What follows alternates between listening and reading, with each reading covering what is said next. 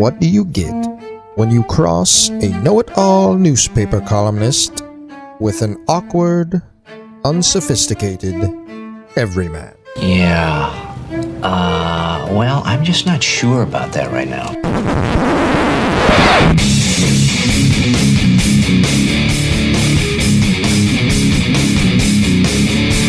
Welcome to Couch and the Roo. Welcome to Couch in the Roo, presented as always by our friends at Pure Options Precision Crafted Cannabis. If you go to pureoptions.com right now, you can download the app for 20% off your next purchase. And while you're there, sign up for their Pure Perks loyalty program. It is an awesome way to tailor your Pure Options experience just for you. The deals you like, the locations you're in, what you prefer for your cannabis. And if you listen to this show regularly, God help you get through the whole thing without Pure Options. Again, pureoptions.com, location information, deals, events, everything. And our Wednesday night show, presented by our friends at Muskox Quality Flannels. You can look as good as I do tonight wearing a Muskox flannel. Actually, better than me, but this is the best I can possibly look, and we've talked about this before.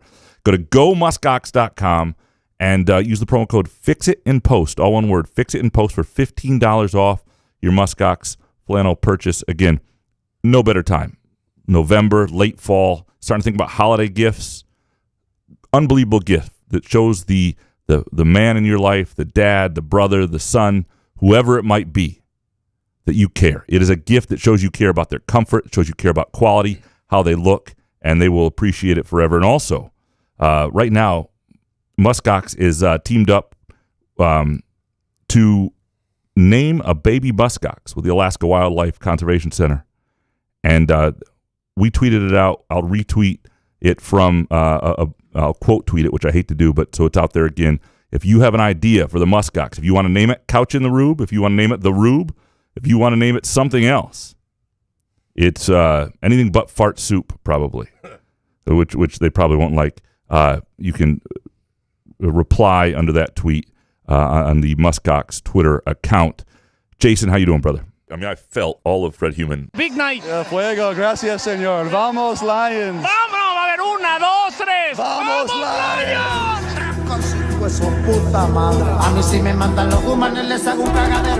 What's up, buddy? Good to see you, man. Yeah, been a minute. Hell yeah. How are you? I'm good. You're back from Vegas? Fuck yeah. Where I was worried when the Lions got way behind. I was like, oh god, I was way high. 4,000 mgs in him. Yeah, I was at the Planet 13 lounge there. Yeah. They had a little smoky lounge. It was fantastic. So by the time I kind of came out of the fog, we were up 3. Jake Bates is. Do you know he sold bricks at one point in his life? Oh my goodness, it's like the Jaden Reed, Peyton Thorne thing. Oh, nothing will beat that. Are you kidding me? Yeah. By the way, is Vegas overrated? As a place to visit? Yeah. Like, I will say, like, Sunday for the NFL, I understand that the prop market is not as great as, on the apps because there's more volume of bets on there. But, like, really going from, like, sportsbook to sportsbook on Fremont Street, like, Sunday morning to try to place my bets, you guys don't even have any touchdown bets. And they had these, like, packets. And I'm like, I want to be at home and, like, with a joint in my mouth and putting some touchdown bets in. Now, college football on Saturday night, it was fun because you can just bet straight bets there, point spreads. But my God, I mean, and like, when you try to smoke weed outside these casinos and people just like look at you like you're weird or something. I was just like, do you guys want some? Like what? I was like 100 feet outside of the casino and I was like, am I far enough for you guys? Anyway, you should be able to smoke weed inside of the casino. You were able to smoke in casinos. They have ventilation. I wonder where you're going with all that. Yeah, no, I like Vegas. So my last trip to Vegas was outstanding. It was a Thanksgiving when Michigan State played there a few years ago. Bunch of writers were out there that I enjoyed hanging with. Even Dan Kilbridge, who was covering Tiger Woods at the time, was out there for some Tiger Woods-Phil Mickelson duel. He was out there for another reason. Yeah, so we just hung out. We Thanksgiving morning was like steak and eggs at a casino diner type place, watching betting on Canisius versus Villanova, and then By the way, my favorite part of that whole thing is that when I was done, you go, I didn't know where you were going with this. Like, that's what I say every time you say something here. Now you're just talking shit about me. I'm trying to tell my story about Vegas. By the way, the timeshare thing, one of the worst. Have you ever been through one of those? I have not. Never do it. Okay. Never, ever do it. I will never, ever do it again. I almost got kicked out of there. Like I was about to leave. And we signed up for a timeshare. We are timeshare owners now, and it was one of the worst experiences of my life. Well, hold on. What? So why did you sign up for one if you Because we want, like T's dad, it was Hilton Rewards, and then like rewards thing, right? Okay. And T's dad has it. It's great. He's let us use it before. I used it for my bachelor party in Vegas. It's a good deal. We show up, and like I know it's a spiel and all this, but we were trying to like let the person know. And it was a lady named Dana, who was an older lady. It was her first, I don't know. She was terrible at her job. They should have fired her. Anyway, I forget where I was going with this. Dana fired. Timeshare. Hold on, I'm coming. Anyway, okay. So then we go to the spiel. So we sit down with her, and she asks about you, and I'm just like, yeah. Now, by the way, mind you, there are games coming on. There's college football on while we speak. So I'm trying to be professional. I'm trying to, like, I will give you 2 hours of my time. After 2 hours, I start getting impatient, and that goes with anything. It goes with anything from top to bottom. I will give you 2 hours of my undivided attention. I might look at my phone here and there. This was going on. Now, by the way, so we got into the video portion, and this guy named Honcho, this Air Force veteran guy, impressive speech. Great. We go, okay, we're good to go. This thing took almost 4 hours. Why don't they let you go once you sign up for one? We did. Well, so we go over to this video thing or the screen over on the side, and then it's like then another guy has to come in and tell us options, and we're like, okay, we're ready to sign up. So we had to get approved for credit and all this stuff. We get approved. And then this Dana lady would come back, and then she would like have 3 pieces of paper, shuffle them, write something down, then go away for like 20 minutes. And I'm just like, so she comes back. I go, Dana, I got to get out of here. Like there's football games on because we were just down to the point to where we just had to sign off on stuff. And it was like buying a car. And it was just like, well, why the fuck are we like this needs to be a faster process. We need to go ahead of the line. So we end up like I'm going crazy. And by the way, Dana, the lady that was helping us, is one of those people that likes to touch you when she's talking. And I like finally, those people. no, I hated it. And by the end of it, and I had enough, and I go, Dana, stop touching me. Go in there. We need to sign this stuff or I'm walking out. And they have your IDs, so you feel like you can't leave or something like that. And by the way, you're looking outside, you're seeing a nice day out, and you're like, oh my God, your vacation is just slipping away. So we finally end up into this room with this other guy, and we're about to sign stuff, and he's looking at me like he's ready to kill me because apparently she's been coming in there, and he was like telling us that we skipped 2 people and blah blah. I go, I don't give a shit. I go, this is the worst operation I've ever been a part of. I don't know how you guys get people to sign up for this. I can't believe we signed up for this. Right. What do I need? So then you have to go through all of these and sign your initials. T had to sign hers. I had to do mine all individually. It was just insanity. And then Dana is in the room while we're signing all this stuff, and she's sitting there and she goes, just feeling you up. She goes, no, because I really felt bad. I did not want to be mean to her, but at some of those people, you have to just be blunt and like straight to the point. Stop touching me. I want to sign this stuff, and I want to get out of here. Can we sign it tomorrow? It was like one of those things. Like, can we just sign it tomorrow? Can we come back? I have some questions. Well, 2 things. One, if you ever want to manipulate me, be somebody who like touches my forearm or touches my when you talk to me. It was okay at the beginning. I am very easily manipulated to that stuff. I like it. It I was don't know okay what it is. at the beginning, but then it was just then she wasn't helping us. Seek affection or something. Right, and then she goes, while we're in the office, she goes, by the way, some people have been here 7 hours. And I go, well, that's fucking really crazy. I mean, what are they doing here for 7 hours? So no one should be on their vacation stuck somewhere for 7 hours. You began this whole thing saying, is Vegas overrated? And then you just signed up for a timeshare. Why the hell are you getting a timeshare? Not in Vegas. We can use these at 200,000 different locations, okay? All right. We do not have to go back to Vegas. We are not, sorry, I'm telling the story really bad, piecing it out. This is very much a Graham story. Like this, I feel like... That's impossible. This is actually entertaining. It's semi. Like I feel like as somebody who you usually tell great stories. I feel like this, and I also listen to my mom's stories on my walks every single day. Sure. This, on the spectrum of Jason versus my mom stories, this is closer to my mom than a usual Rube story. I have a 3-minute fucking oatmeal story I can play right now. I don't do trump that. anything I'm about to say. I am. So kiss my ass. I'm trying to tell you this timeshare thing. I'm trying to tell anybody that's listening to this, do not do a timeshare. Do not. I swear to God, I will never do one again. Even if it's a good deal, felt like I was being held hostage. It was wild.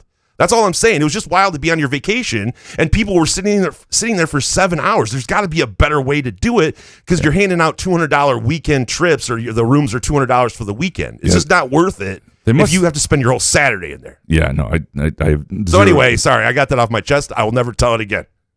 Well, and look, I have an excuse. I was born from my mother. It's hereditary. It's not. It's not. What part of the story didn't you like? We can go back. I mean, seriously, we don't need. It was just a crazy part of the trip where I'm sitting there going, I figured it was going to be like an hour and a half, 2 hours. We sit there and we wanted to sign up for it, and we ended up getting almost like held hostage. If I wouldn't have said anything, we would have been there for another 5 hours. That is a story almost worth telling, but we're telling in parts. Presented by our friends at Midtown Brewing Company. And you know how they have themed trivia on some Thursday nights? Thursday, November 21st, one of the cooler ones. I think a lot of people will enjoy The Office themed trivia. So if you're a big fan of the show The Office, probably the American version. Not enough people give the British version credit, but it is the American version. The Office trivia, 7 p.m., Thursday, November 21st. If you go to Midtown Brewing Company on Facebook, you can find more information. Put a team together. Enjoy competing against your friends with your knowledge of The Office at Midtown Brewing Company in downtown Lansing. I'm sorry, let's get into Michigan State shooting 3 from 32 from 3 last night. Let's 3 break for that 24, fucking down. man. 7 parts. Adding 8 misses. Jesus. We are going to, of course, dig into... I've had enough of Vegas, I think. Our takes and yours. I agree with the overrated. It's a great place. For me, it's a great place about every 5 years for 2 days. And that's all I got. I think it might be because I don't drink anymore, and it's just like, I don't know. And it's just the weed consumption outside of the hotels. It's just weird. People walk by and look like you're a weird person. And as somebody who likes to wear like a muskox flannel, not a lot of, it's like at 98 degrees and you're at the pool. It's not a great flannel, it's not a great place for me. Yeah, but this was your weather. It was like 65 degrees and sunny. Muskox weather. Yeah, you would have been in heaven. That's good. All right, let's dig into our takes and we've got good listener takes here as well, and then a little later on, we will pick the games at the end of the show with Harry Gagnon, and some good games this week too. Some games that I'm excited to get into. All right, let's talk some Michigan State basketball here. One of the things that I think this has been watching the reaction on social media to Michigan State's loss to Kansas, 77-69 on Tuesday night in Atlanta, has been a little heartening in terms of the prevailing sentiment from a lot of MSU fans, because I think MSU fans are struggling with something. One, there is this frustration that they're waiting to compete at that level again and to win those games again, which, even though they've won 2 of the last 4 in the Champions Classic, this has been a basic 7, 8, 9 type NCAA tournament seed, not an elite team, a fringe top 25 type team for several years at best.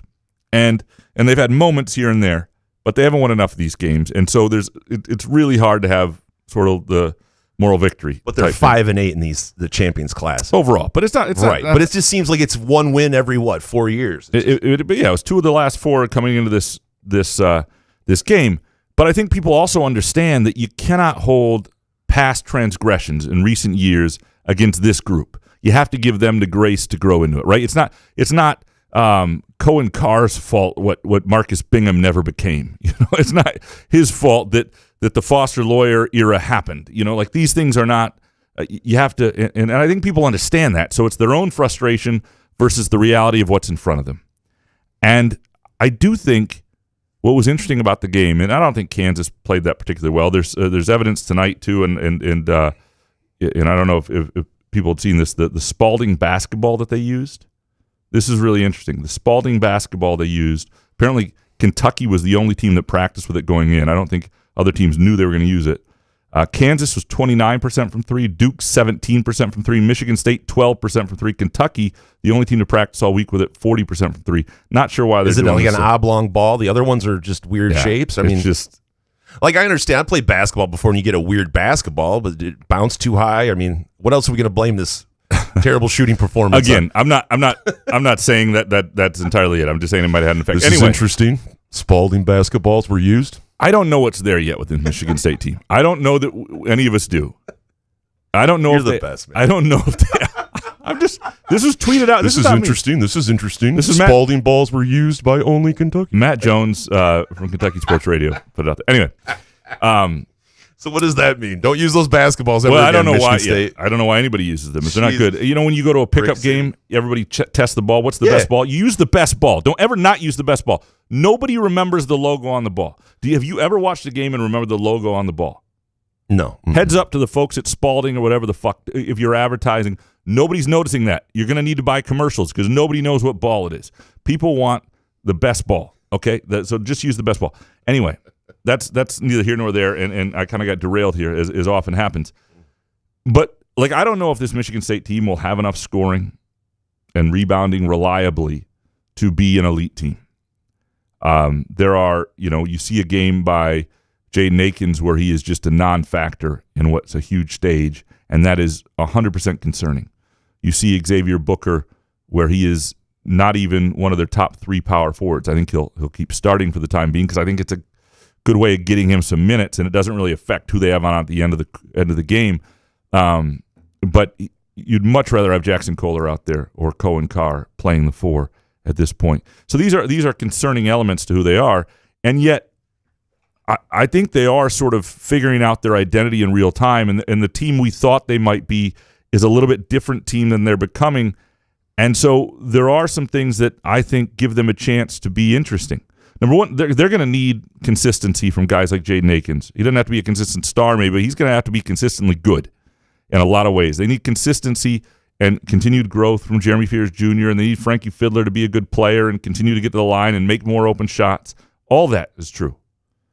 But what the reason when I watch this team, I think there is a chance for them to rise to a level that will be more satisfactory to people.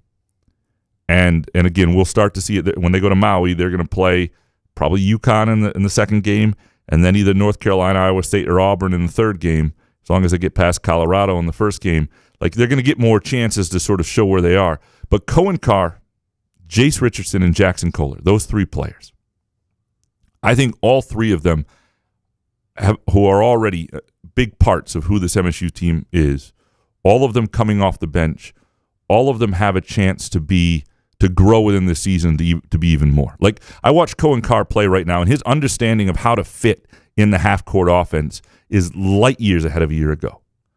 And so what does that become by the end of the year, right? How much more effective can he be? Jace Richardson right now is their best pure scorer, and I think that'll remain, and very efficient. Probably needs to take more shots as time goes on. He's going 4 for 7, 3 for 5, things like that. But who else would you want to have the ball in their hands? Nobody right now. And he is his Maybe role. Fiddler. I would put it in Jace. If you needed a bucket, I would put it with Jason. Now Fiddler might get to the line for you. You're right on that. And then Jackson Kohler is a guy who, I think that 3-point shot is gonna be there. I think it's gonna be there at a decent enough percentage that it becomes a weapon. You see him start to score a little bit inside. He's had 2 straight double-doubles. He does it on this stage. I thought he was good all around. He's become a pretty good rebounder. What do those 3 guys become? And I think the fact that they have that, and that's something they didn't have last year. The young guys weren't, and we don't know what Fears would have become if he had been available all season. But this team has interesting players who are ready to contribute at a high level, who I think can grow to another level, and that makes them compelling. Again, I don't know if what Jaden Akins is as a player is going to be something that limits them, because he has these nights where he's inconsistent like this. This was his worst game by far in a long, long time. I don't know if Xavier Booker not being what I thought he would be this year is going to really hurt this team or not. It depends how much he's out there, I guess, because frankly, Jackson Kohler is really good and Cohen Carr is really effective. And if those 2 are eating up most of the minutes of the 4, then it doesn't really matter. But I think there is something to this team. There's a great energy to them. That's a good vibes team. They play with a lot of tenacity defensively. There's movement offensively. I don't know if they're good enough. And we don't know yet. Last night didn't tell us that. It sort of last night was a telling night to some degree. It told us that Jaden Akins on that stage, when he wanted that bad pressing, didn't know how to get it out of him, and that's problematic. But there were some good things that we saw, and they were competitive toe to toe with the team that people think is a Final Four team. Yeah, but they were never in that. I mean, they were in the What do you game, mean? but they were never going to win that game. Listen, Akins needs to stop being so hard on himself, and him and Izzo needs to talk about what's his role going to be this year.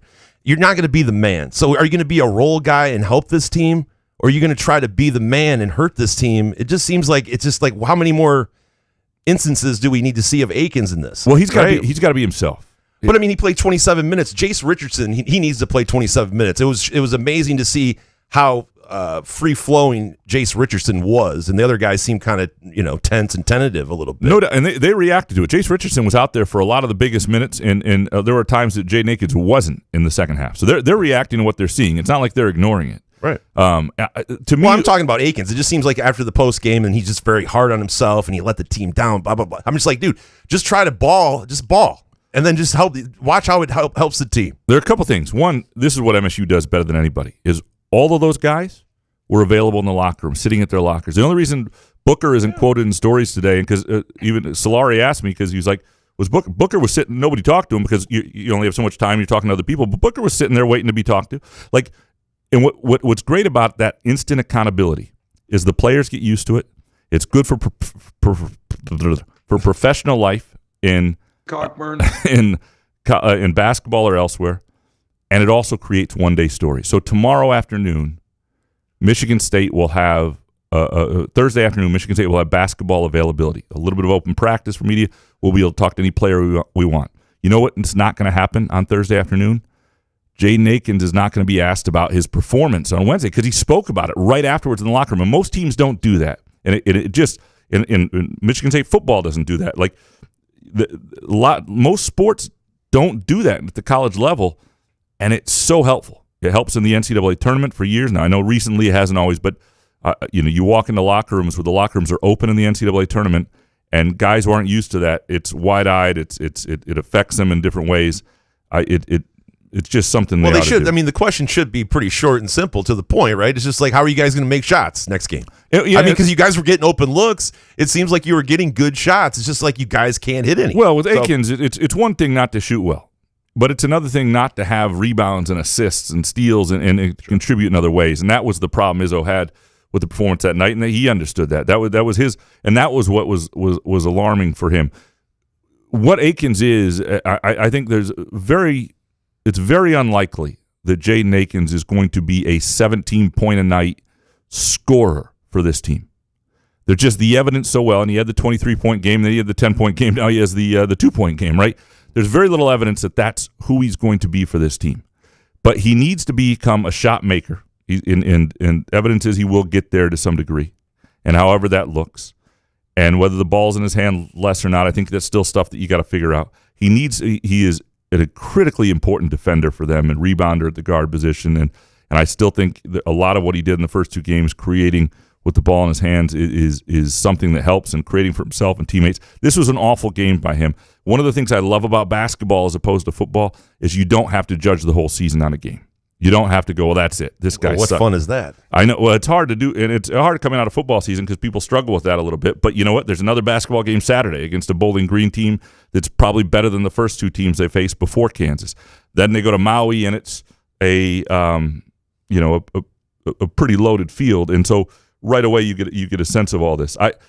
I left Atlanta thinking there's something interesting here still. This is a team that there's something to them. I like the way they play. I enjoy watching them. I love that it's a different group. And I have to be careful with this too, because as somebody who cares not as much if they win or lose as most of our listeners, I get real tired of covering teams that are just repeatedly the same. Like one of the reasons I joked years ago about hoping for a 3-9 football season on Ebling's show, and then it happened in 2016, is they had the same guys. It was like Shalik Calhoun and Connor Cook, the same guys were there for so long, and the same storylines, and it just wasn't as fun to cover anymore. They were nice guys. I liked them all. It was just kind of like, I could use something new. This team is a lot of new storylines, a lot of new guys and new roles. It's fun to cover, and so I have to also check myself and make sure I'm not just enjoying the newness of it versus what they can be. But I do think there's something potentially there. I think there's guys who can grow into something. I want to see more before I really know what they have, and the beauty of basketball is it allows you to see it. There are some concerning elements. There are some promising elements.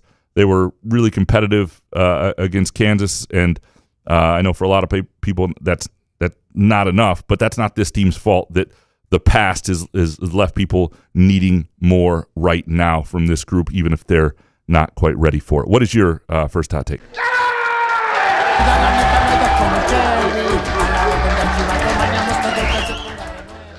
Well, not many hot takes from the Lions last weekend, right? I mean, it was just a standard game. I don't know. It just I can't believe that I watched Jared Goff throw 5 interceptions and the Lions somehow still won that game.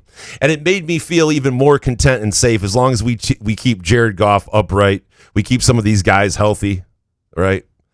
That I just, this team is a team of destiny, especially against a team like this. Wasn't against like the Jaguars like they're playing Sunday, right? This was against Houston, in Houston. By the way, and the fan base showing up in Houston to get a false start on an opposing team and on an away game.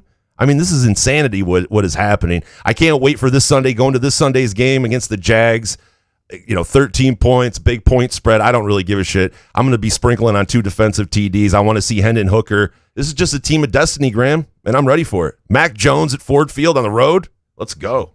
It's interesting. I had a lot of different emotions during the Lions game because early on when they were losing, I was like, God, in the way Goff was playing, I was like, this is kind of just pick after pick. I was kind of like, this is kind of my fear for them because it's a single elimination playoff, right? It's not like you get a mulligan if it goes poorly. I'm like, this is my sort of my fear is that you have a game where you're up against a good team and shit just starts to go wrong and it all of a sudden it's over. But when you see them overcome that, and granted, they will face teams where they will not be able to overcome that. Houston helped them overcome that too. But still, it does feel like a team that does not – this is what I trust about the Lions. Not only do they have the firepower, not only do they have guys who make plays defensively, even if they're not quite what they were with Hutchinson, I trust that they are unflappable. And that's a really important trait in the postseason because stuff does go wrong, and you are facing good teams. And, ideally for the Lions, they'll be mostly at home. But you could even see a scenario at home where something goes wrong early, there's a pick six, and the crowd gets a little nervous because it's a playoff game. You've got to be unflappable even at home. It's like you and Harry have every scenario for every Lions game, though. How they're going to lose or not cover the spread. Well, now I just know that you'll streak if necessary to make sure that they don't lose. You'll change the momentum. That is true. It's not aired yet, but yes. Yeah, no, it was one of those games where you start to trust the team. But it's the defense is why you trust them, too. Yeah. And Aaron Glenn should get a lot of credit because he takes a lot of shit as well. And I can understand it's a little bit of the bend, don't break. But without getting a pass rush, and hopefully Smith plays this Sunday against the Jags so he can get a couple sacks. And, I just think the defense is underrated. And Brian Branch is definitely a guy that I know he will never get an MVP vote, but definitely Lions MVP for sure. All right, my second take. Dan Wolken of USA Today, which is our network, Gannett, same colleague, so to speak, wrote a column saying if it's the Champions Classic, then why is Michigan State still in it?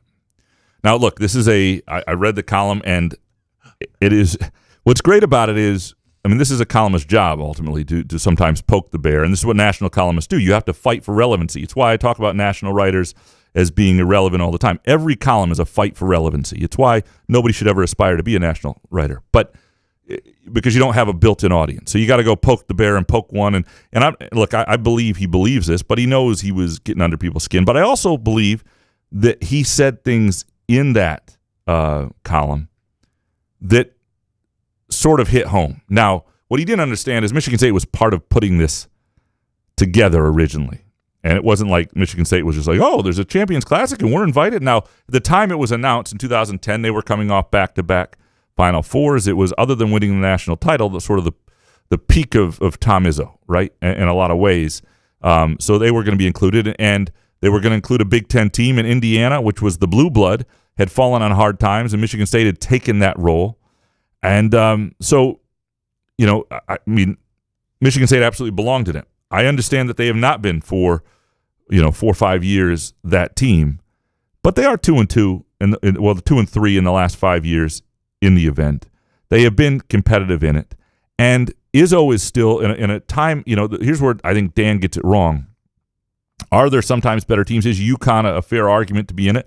Yeah, but there are also years UConn's been total dog shit. Like the thing about MSU they can at least count on is MSU is not going to. There's a pretty high baseline floor for MSU. UConn has had some years where they have been god awful. Now with Dan Hurley there, absolutely. Is that a belonging team under the name of Champions Classic? Absolutely. Are there things that Woken said in the column, if you want to read it, that are absolutely true, and the types of things that MSU fans say about Izzo and this program on this show all the time, but they don't like when somebody else comes in. It's sort of like a sibling that you can pick on, but nobody else can pick on, and so it hits home a little bit. Again, it's not like Indiana was revered at a certain level years and years and years after Bobby Knight last won a national title. Like, that's just the way it works sometimes. Izzo is a renowned figure in a time when there are fewer and fewer of them, and they want him as part of it. It's just been extended for 3 years. It's not going away. It's just a column.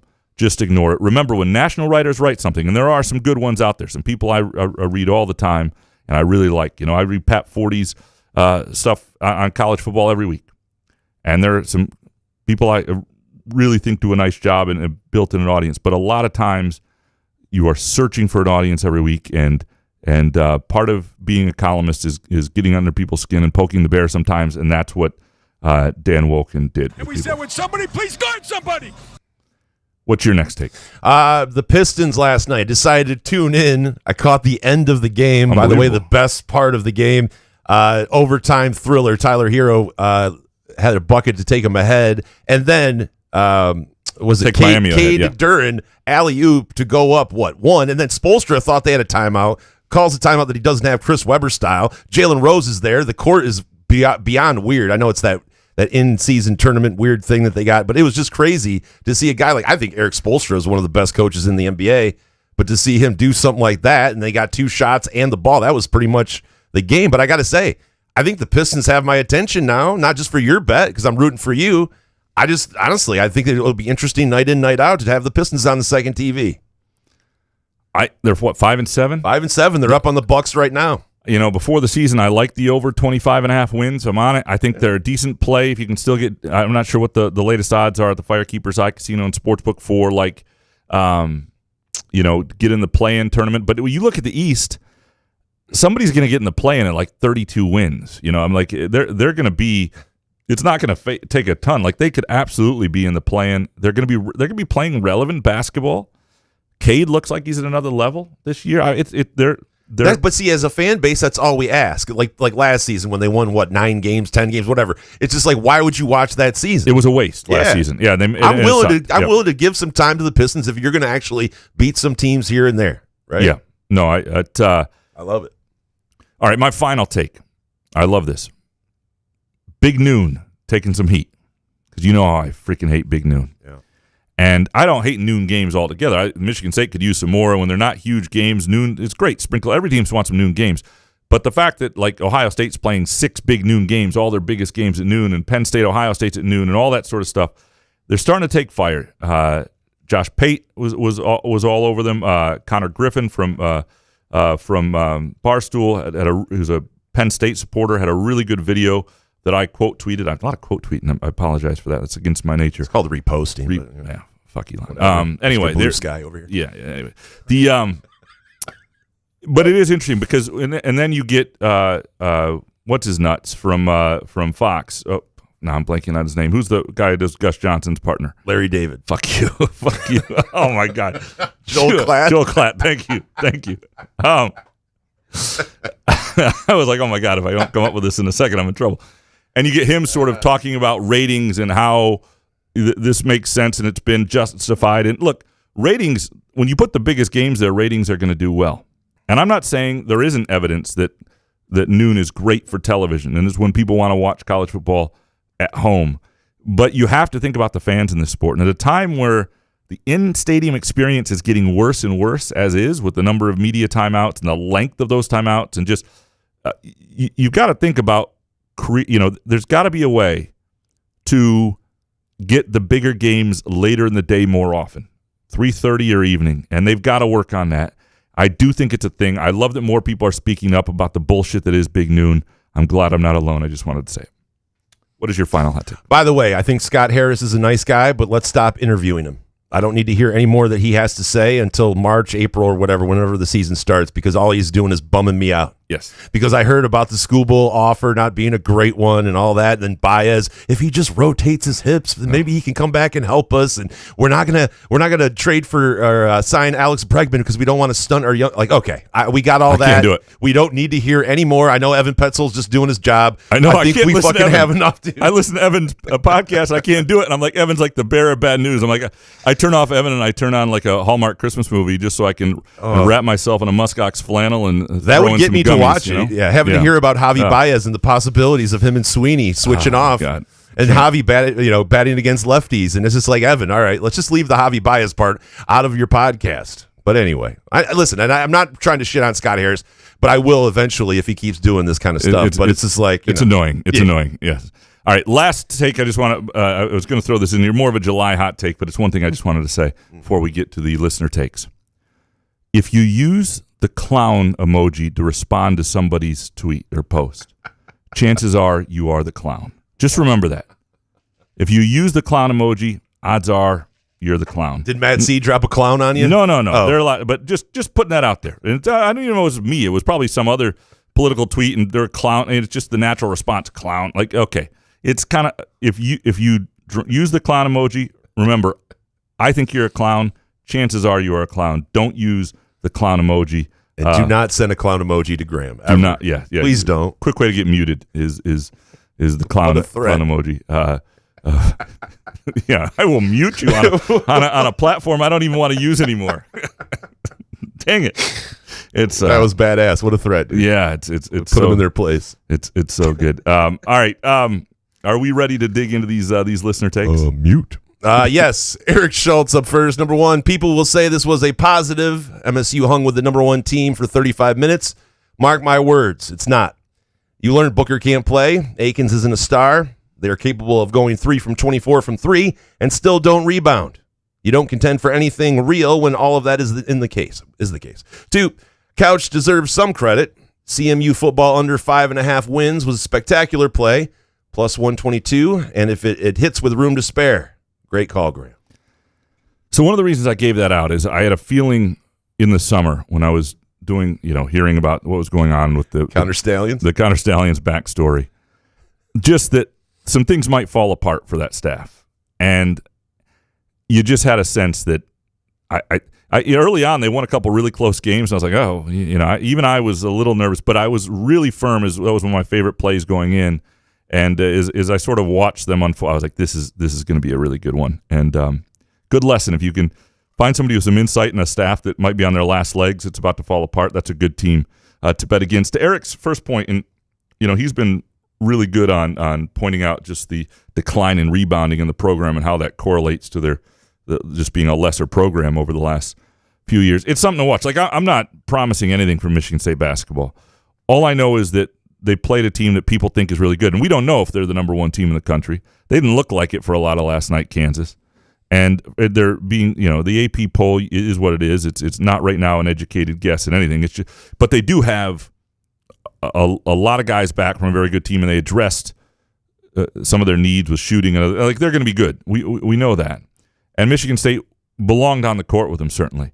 And so, but these are all fair, valid points. I need to see what they do. Not Bowling Green.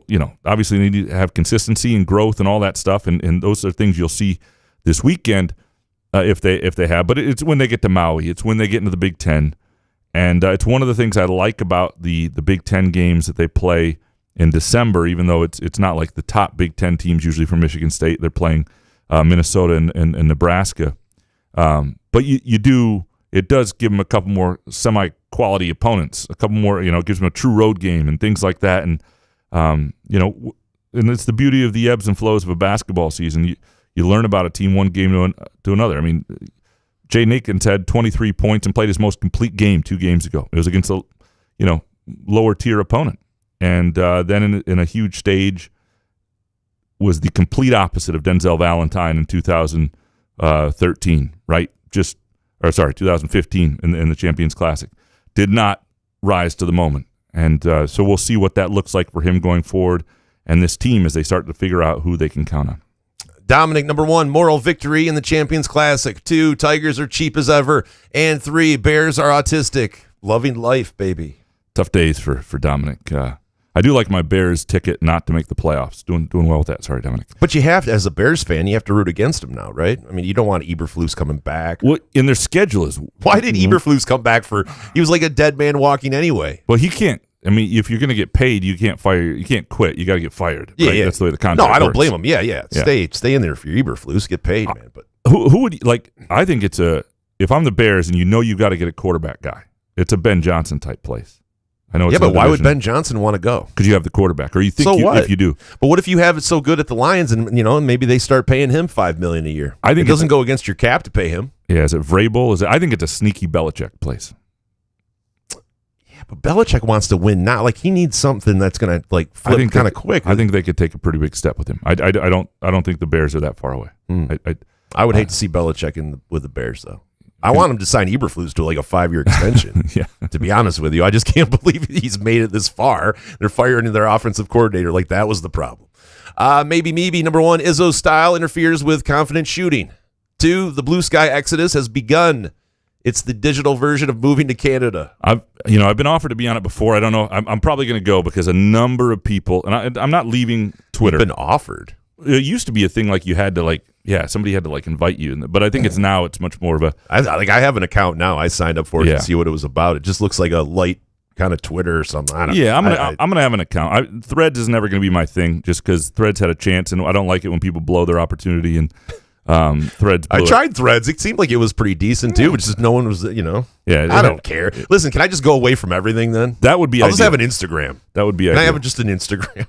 I am going to enjoy Blue Sky. To Michelle's point on the Izzo style, there is something to the number of substitutions he makes, and I know they've got real depth this year. Sometimes they have depth that he just plays because there's nobody who's very good. Their depth probably should be starting in some ways. Their best, like Cohen Carr and Kohler and Jace Richardson and Trey Holloman, frankly, too. Like, you go 4 deep. I know Holloman didn't have a great game yesterday, but if you were to pick a Michigan State team, like if you were just going to a pickup game and you were to say, I've got to pick a team to win, you can have the starting lineup or the first 5 off the bench. So that would mean you got Cooper, too. I might take the first 5 off the bench. But that's also a sign of it's a sign of some struggles offensively with the starting lineup. But there's also some legitimate depth there. That said, there are times where when I'm in the first half, especially when I'm trying to get an idea of where I may head on a couple of the 3 quick takes, I keep very close tabs on rotations. This guy's in with this guy. This guy's in now. And sometimes be like, oh, great, I really want to see this. These two are playing together, or this is an interesting lineup. And 22 seconds later, some other asshole comes up to check in at the scorer's table. It's like, what's going on? Give them a minute to play together. And I didn't mean to say it in those terms, but I do agree. Like, if I were coaching them, it's the one thing I think certainly throughout his history, he has benefited from great depth in the way he's used players. I do think there are times where it is too much and it hinders a group from really getting a chance to play together or somebody getting to a flow. David Jackson, number 1, Spartan fans can rest easy about fears of Xavier Booker leaving as a lottery pick. That no-show against Kansas, against the best team he'll play all year, convinced the world of that. 2, Izzo's decision to never double Dickinson down low with 2 bigs, or to have a guard dig on him, or even have our bigs hold their ground stronger and maybe draw a charge, shows us why Edey always killed us. Izzo hasn't a clue of what to do if the opposing big overmatches our post. Yeah, I'm going to disagree with you here. Well, these are really good, David. So they're good things to get into. On the double down on Dickinson. Dickinson talked about this in the postgame. Like, he's played Michigan State 4 times now between Michigan and Kansas. And one of the things, Michigan State's done a lot of different stuff. They've done some successful double downs. They played them straight up. They double teamed and they've been hurt by it. With Kansas, KJ Adams was the guy they were concerned about. They did not want to let that guy get going and double team Dickinson. They thought they might double down a little more, but they didn't lose this game because of Dickinson got going and score. I mean, he hit the 1-3, which is a big 3, but and he kind of got Kansas. But a lot of other guys didn't get going, and I think that changes if you're doubling down and creating open shooters and things of that nature. So I this was them doing the game plan, and this is exactly what they wanted to do for better or worse. But that wasn't the issue last night. Xavier Booker is not a lottery pick, and he's not going to be this year. I know he took massive steps last year within the season, so I'm curious to see if he can take big steps. But like, even if he becomes somebody who's 6'11", who's burying threes left and right, there's a sturdiness he needs to get to physically, and there's an aggression he needs to get to physically to be able to play in that league. And he still has a lot of tools. I'd still rather be him than 98% of other major college basketball players in terms of NBA prospects, just because you're starting with a 6'11" skilled frame. But there's a lot he's got to work on, obviously. Professor Booker missing some jumpers is one thing, but his lack of impact other places is what's maddening. No rebound or blocks really, suspect defense. Yeah, I mean, it's just not natural aggression. And I think it would help him if he starts hitting threes. He'll start feeling better about himself and about his game. But that's so I do think he's somebody who could really benefit from seeing the shot go down. Ryan speaks. Akins and Booker will not spend more than a couple weeks on an NBA roster. They should really focus on being good college players. Well, I think one helps you become the other. And with Akins, like I know he wants to be a pro, and he will be a pro. The question is what level. But Jaden Akins is going to make a lot of money overseas at the very worst. Like, he is going to be a terrific player in the top leagues overseas. Like, Jaden Akins will be fine as a professional basketball player. He'll make seven figures. He'll come home with a giant nest egg. That's great. But if he wants to play in the NBA, it's tough when you're 6'4", 6'3", 6'4". When you're just not that, like, you have to really be special, and you have to be a shooter, and so it's tough at that height. If he was 2 inches taller, he could be a 3-and-D guy. And we just said Booker has a long way to go. Moneybag, this team is another 7 to 10 seed. It could be better, but all of that hinges on Booker and Akins consistently being better, and I have no reason to believe that will happen. Yeah, several people brought up the 7 to 10 seed, and this is the only take that I included on that. I don't know that it hinges on Booker and Akins consistently being better. I think it hinges on Akins to some degree. They have the depth to make Booker somewhat irrelevant to the rotation. The problem is what that does to him, and and then how many minutes is he actually playing? And so if he's going to be on the court, then he needs to be better. That's what it comes down to. So to that degree, I think you're right. I think they have a chance to be a 4 or 5 seed and be up in that realm. And there are some things this team has to them in terms of defensive tenacity and movement offensively and getting to the free throw line. And you look at Fears right now. He's 22 assists, 5 turnovers through 3 games. Pretty consistent, nothing flashy to this point, but doesn't drive Izzo crazy the same way because it's a consistent approach.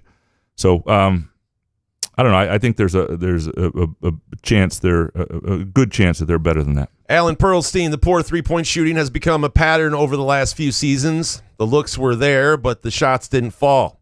The Spartans need a go-to guy like Tyson Walker was the last couple of years. Still waiting for a go-to guy to emerge. Yeah, I mean, how long are we going to wait? I don't know if there's going to it's Chase Richardson right now in some ways. Like a go-to guy is when you need a bucket, who are you going to, right? And right now, to me, now that said, in the first game, in those moments in the exhibitions and when the games have gotten it all close in the early season, until this game, it has been Jaden Akins. I am not going to look at this game and write off Jaden Akins as a guy they can count on. This was a big moment for him, and he did not rise to the occasion. And that's on the resume. Like, he's going to have to build back up that trust. He's going to have to show he can do it against good opponents. But, there's. I don't know that there is that guy on this team. There may be the depth to overcome it, but you do have to have guys who can get you buckets when you need them.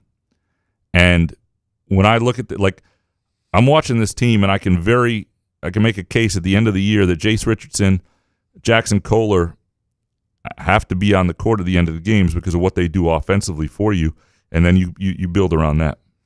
Alex Mayer, number 1, this is an Elite 8 team. 2, the problem with not having the guy is now you have 7 different players trying to be the guy and forcing things.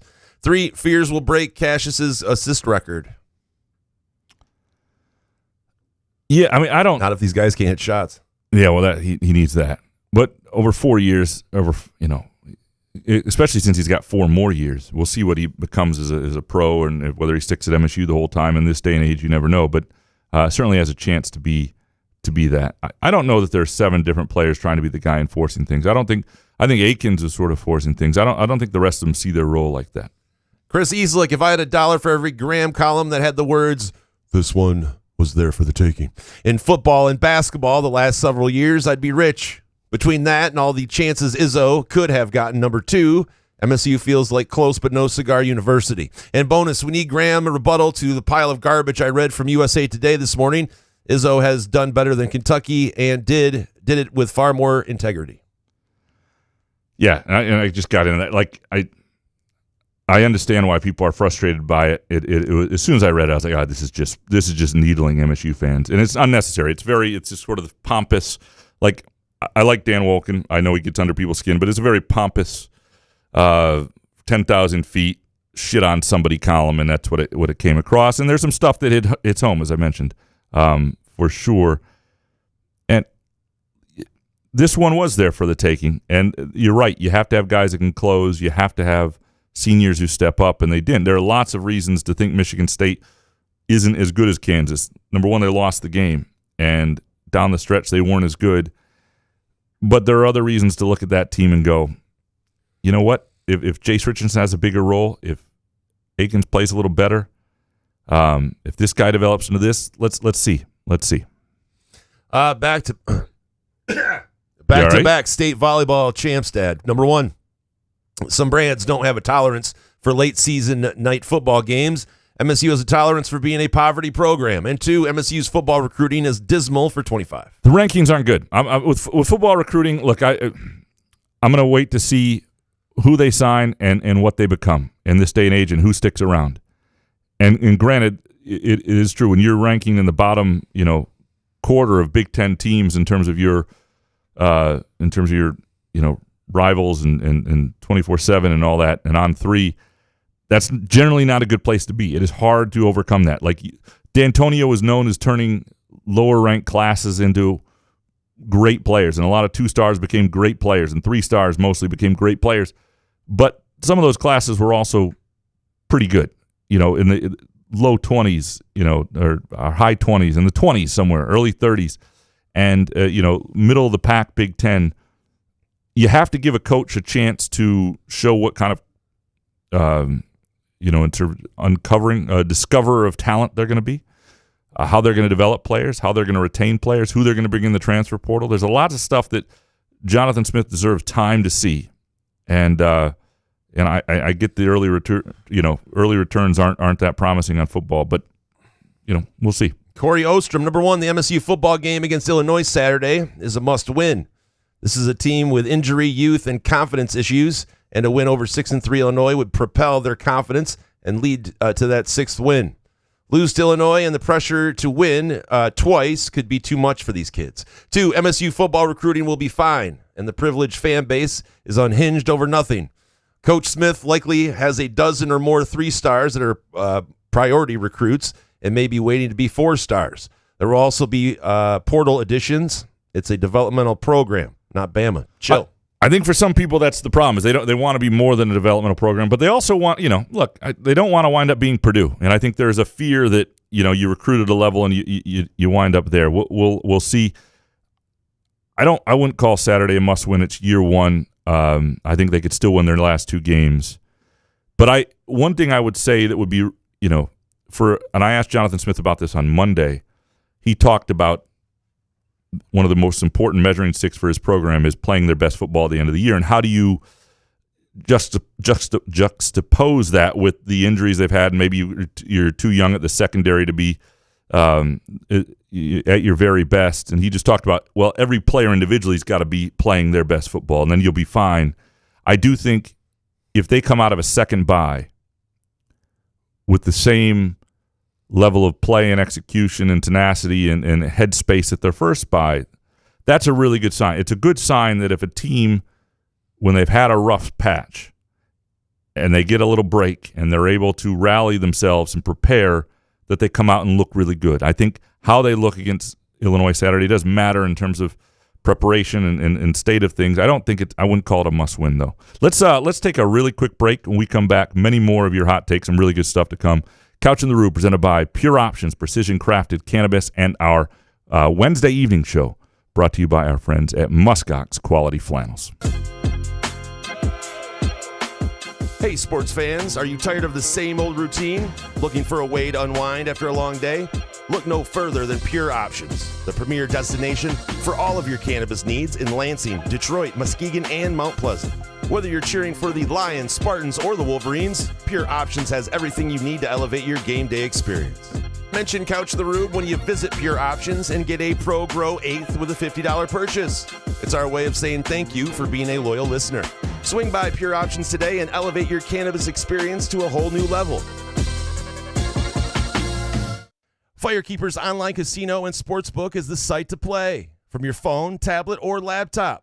Get in on all the football action with pre- and in-game wagering. There's showdowns every week in football that you can't miss. Plus, the college and pro hoops are red hot and the pucks are cool. Get your first casino deposit and sports wager matched up to $500 each. Terms and conditions apply. Must be 21 or older and located in Michigan. Gambling problem? Call the Michigan Problem Gambling Helpline at 1-800-270-7117. Where else can you cheer on your team? Enjoy a mouth-watering burger or savory sushi. Sip on handcrafted cocktails or one of 46 beers on tap. Take your game day or date night to Cask & Company Kitchen Bar or Front 43 Neighborhood Pub near Frandor. Two amazing places with one awesome blended modern American Asian menu. Catch the game on one of 30 60-inch TVs or stop in for the all-you-can-eat lunch buffet. Enjoy happy hour or elevate your night out at Cask & Company or Front 43 on East Saginaw in Lansing.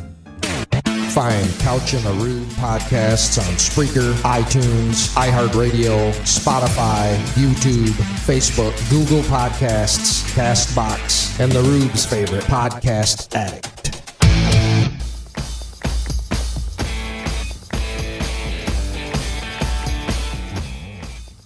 Couch in the Rue, presented by Pure Options, precision crafted cannabis, and our Wednesday night show, brought to you by our friends at Muskox Quality Flannels. And Jason, a little bit of news. I hope I'm not speaking out of turn sharing this.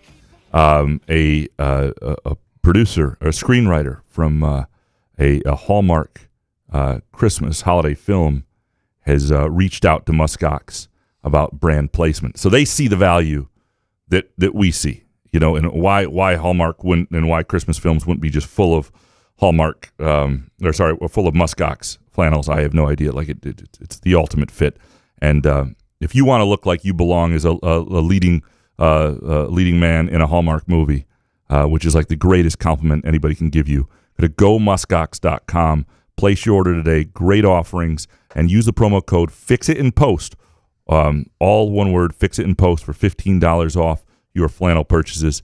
You can look your very best, feel your best, wrap yourself in warmth, comfort, and durability, and the quality of a Muskox flannel. All right, back to our listener hot takes. All right, Sunshine Spartan number 1, Brian Branch is the heart and soul of the Lions defense. And 2, F the night games. Some people have to get up. Brian Branch is, you're right on this. You've been right all along. Like, he's the guy you fear them losing. He's the man. He's the best player on that defense, and he changes them because he's just so dynamic and he can do so many different things. I just wish he could rush the passer too. You probably send him in on a blitz, Probably could. He's incredible. He's incredible. One of the best draft picks I've ever seen. Jarrett, does the suffering for Lions fans only end if the Lions win the Super Bowl? 8-1 is unbelievable, but overall, still don't trust it till I see it. Well, no shit. I mean, yeah, you can't trust it until you see it. I don't know what to trust. I know I'm enjoying the ride. I enjoy waking up on Mondays and turning on shit. I even watch First Take, for God's sake, just to see what's going on, because the Lions are probably going to lead the broadcast. So it's just, I don't know. I'm enjoying the ride. Definitely need a Super Bowl to end all of this sadness, but what can you do? Yeah, somebody is usually a pessimist and worries about the worst. I do too, but I mean, I just feel like what can we do right now? We might as well enjoy what is happening and then after the season, then we can start worrying. I don't know. Yeah. I'm going to be a worrywart. I'm thinking about the playoffs right now, and my palms sweat. So the only I'll be a mess. the only thing you can do is if you get up 30 points on Jacksonville, is get Jared Goff out of the freaking game. That would be my advice. See Hendon Hooker. By the way, in Vegas, I did learn the exact amount of MGs I will need to make myself not feel anything. 120? Oh, it'll be around there, yeah. Yeah. But I'm saying it helped. Definitely did help me kind of just mellow out and try to enjoy the game. But there are lots of reasons right now in this world to not feel anything, and Pure Options is here for you if you want that experience. Learn what your level is at pureoptions.com. Location information, deals, all that. 3 in the greater Lansing area. And then Muskegon, Mount Pleasant, and Detroit as well. All right, Todd Truesdell. Consistent player development is the biggest issue with this MSU basketball program over the past 4 or 5 years. Well, here would be my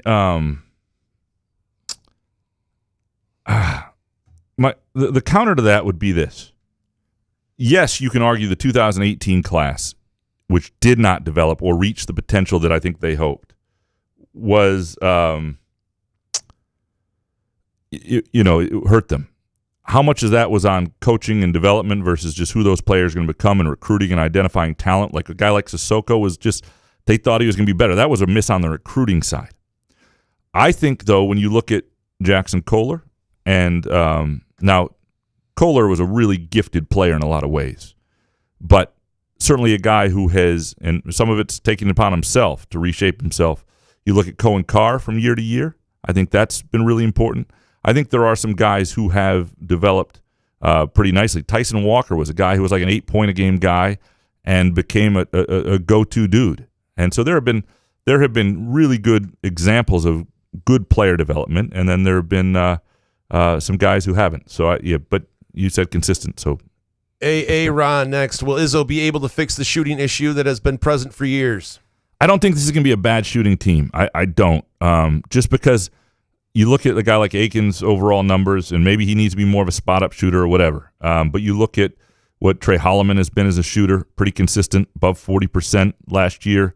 You look at Frankie Fiddler and who he's been as a shooter for his career, and I think, and obviously Booker as well, and I think Kohler will be there. I think they will be fine shooting the ball. But these starts, I get why they're annoying and concerning, and they hinder you. They hurt them last year, and they could use a day where it sort of comes together against a really good team. It's one thing to do it against, say, Bowling Green on Saturday, and Bowling Green's a program that won 20 games last year, and it's Tum Tum Nair as the associate head coach, and Todd Simon and good staff like that. That's a legitimate mid-major program, but you want to see them do it in Maui. You want to see them do it against somebody where that makes the difference in winning. Christopher D. Number one, as an MSU basketball fan, I feel like I now know how Penn State football feels. Good enough to be in every game, but not quite able to get over the hump against real championship contenders. And two, Jace Richardson needs to play 26 minutes a game or so by March. He has boatloads of experience, and MSU can ride him. The Richardson storyline is going to be interesting to watch because he is right now there's just something, a very smooth player, very instinctual player. One of my favorite plays from the game on Tuesday night was Jeremy Fears lost his dribble and was on like sort of the elbow and looking for somebody to pass to and the way that Jace Richardson ran to him, took the ball, and in one dribble then dished it to Kohler for a layup and saw that whole play develop. Like, he just sees things. And I think Izzo put it well. There's not a lot of wasted motion. He's got a knack for it. You want him to be a spark. As a freshman, you don't want to put too much on his plate, but there's more to give. And I think you will see him at the 25, 26 minute a game level if he continues to play like this and other people are inconsistent. Eric Smith, as far as I'm concerned, Izzo can stay as long as he wants. He's definitely earned that right, but we need to be clear about the fact that this program is no relevant nationally. No longer. Sorry, that's my bad on the editing. We're perennially a bubble team. We lose out on the 5-star recruits we go after because of how guys like Booker develop. The wanting to play for Tom Izzo isn't a thing anymore. To me, coming from where we came from, there's nothing worse than being irrelevant. Look at Nebraska football. Yeah, but Nebraska fell when they got rid of coaches who were like Izzo, when they got rid of their Tom Osborne, when they got rid of Frank Solich. Nebraska didn't fall with those guys, and I don't know if they could have been sustained. The Booker thing is partly an evaluation of. I think they thought he was going to be more ready than he's been, but they knew he wasn't what he was claimed to be in recruiting. There is an argument that 24/7 Rivals, On3, all ESPN, all of them ought to give a year away of subscriptions explaining how they made him the top-ranked player in high school basketball at one point. You know what I mean? And that's not a knock on Booker. But I'm saying their evaluation was such shit that it was unfair to him. A guy who should have been ranked more in the 20s, still a really good 4-star, and maybe it's a weak class and it's all that stuff, but that should have been better explained. And all those places, that's just something to keep in mind when you get excited or a guy gets moved up to a 3 or 4-star. All those places, miss at times too. And so we'll see what Booker becomes. He's 3 games into his second year, and there's some traits that he has that aren't great. And one of those primarily is just sort of a lack of natural aggression. And I asked Izzo about this, if you had guys who were that changed, and he didn't really answer in that sense. But it is something that you have to work on, because that's got to become much more instinctual for him. Kevin from Mars, Izzo is the college basketball Dabo Sweeney, just with the way less success. His refusal to use the portal or pay NIL set MSU back. He's never winning another title. It's time we all accept that MSU is a second-tier athletic school in basketball and football. But why accept it? What fun is that? Just to accept mediocrity? I'm not saying that it's easy to do what MSU did for a period, that MSU didn't. Very few places have it. Iowa's been, Wisconsin, all these places have been, decent existences, but it's second tier if you by the standard you're setting. It's very hard to do. There are very few programs that are ever first tier, that are ever first tier in both. He does not have a refuse. You're wrong on the NIL stuff. You're just wrong on it. Xavier Booker's making a lot per minute right now. Put it that way. A lot of these guys are doing real well. Michigan State is a have. They're not at the top, but they're in the top half of NIL and Michigan State. Does that help Booker by saying that he makes a lot per minute? Do you think people like hearing that? Probably not. Right. But does that help Booker? But this is the reality of the deal, and that's not my job to help. I'm not going to give away what he actually makes per se, because I wouldn't say I have $5,000 a minute firsthand. But why not? All these guys are making a lot of money now. All these guys, put it this way: the Michigan State's basketball team, these guys are all making 6 figures. Okay, this is and MSU has been where they were slow, I think, in football initially, and everybody was trying to figure it out to realize how much it would cost. Initially, they thought $3 to $4 million would do it in football, and you're talking the beginning stages of NIL. Nobody realized it was going to get the, you start hearing the Ryan Day comments. You need $13 million to retain my roster, and it's gone up since then. In basketball, pretty early on, they had a payroll that was several million. So I understand that they are there with that, and he is not unwilling to live in the NIL world. He may not love it. He may not think it's all good for the players, but that in the portal, Frankie Fiddler started Zapala. So he had 2 transfers starting the other day. He's not. So these 2 things just factually aren't correct. Joe Harrington, if the performance trend continues, at what point would Xavier Booker be considered a flop? Through Maui, through the rest of 24, or does he get the full season? I think he gets his. The thing is, if he comes out next year and he's really good, then he's not a flop. He gets as much time as he's at MSU to become. I don't think anybody would consider Joey Hauser a flop anymore, right? But there was a time at MSU where a flop's a strong word, but people would say he was disappointing, and people thought very differently of him after his senior year. So you have to change the way people see you. You have your whole career as long as you're at a place. I would say to this point, there's no doubt that he has struggled, but remember the steps he took last year. Does he have another move like that in him? I'm not going to – I think he's a smart kid. He's not a great – and Izzo talked about this the other day. He doesn't have great natural body language. Doesn't mean he's sulking. It's just sort of his natural Jim Caldwell face. It just doesn't – it's not always ideal. Every time I've talked to him, pleasant kid, willing to chat, honest about himself. Comes from good stock from everything I heard. Like I think you have to be fair to him as well. Mr. Benjen, it's amazing how MSU gets to the foul line when they actually drive to the basket versus last year's jumpers team. Fiddler's a big part of that, and I think you see that too. They have guys who, right, that's what they do better, or they're really good at it. I think you see it with Richardson, with Fears, obviously Carr. That's all he's got to his game really right now. But yeah, no, there's that is something that were sorely lacking last year, and they sort of fixed by the nature of their team this year. Richard Kane in brevity, hoops, optimistic. Booker, MIA. Kohler, Dream Shake, more. Threes, yikes. Hunter, still a dick. Norman, mullet, nope. Hockey, rolling. Use jibe instead of jive in one column and bejesus in another. Inspiring. Appreciate you, Richard. He's a kid. Hunter Dickinson, a lot of people, I don't know. The guy's 24. He's about to turn 24. I thought he was an interesting in his comments. I know why people don't like him, though. He knows how to get under people's skin.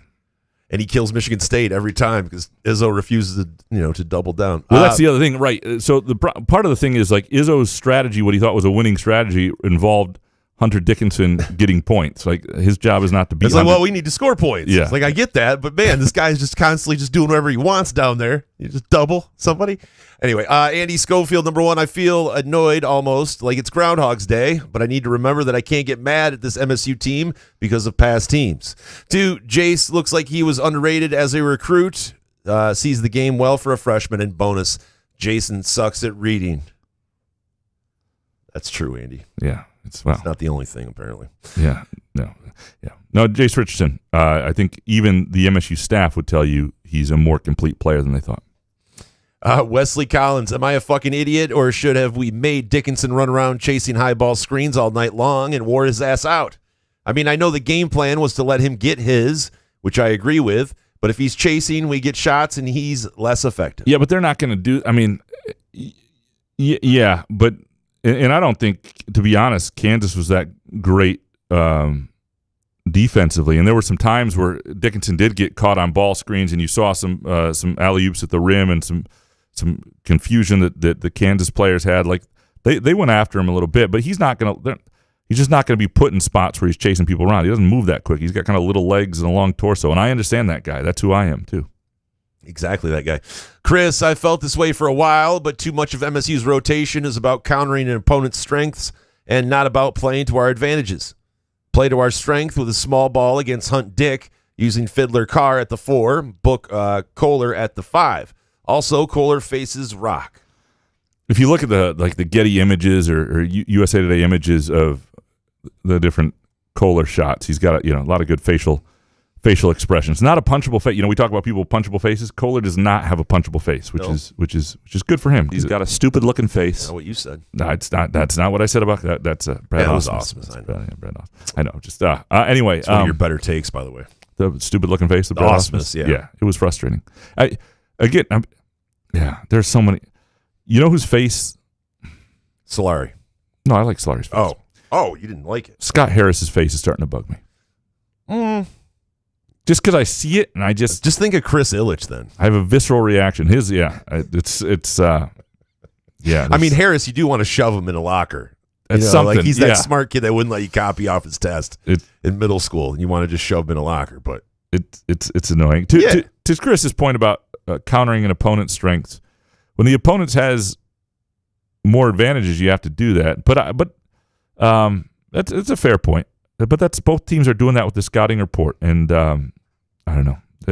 Kansas had one major advantage. They have a 24-year-old center who might be the best wants to guard, best offensive big man in the game. Yeah, right. Scott, number one, Kohler, Richardson, and Fiddler are your 3 guys you could rely on offensively. Good shooting night, and not at least hunt for their shot and have a higher floor of points. And 2, Kohler's progress and motor have earned him starting at the 4 and 25 minutes minimum. He's playing. Hold on. Give me some Hoff real quick.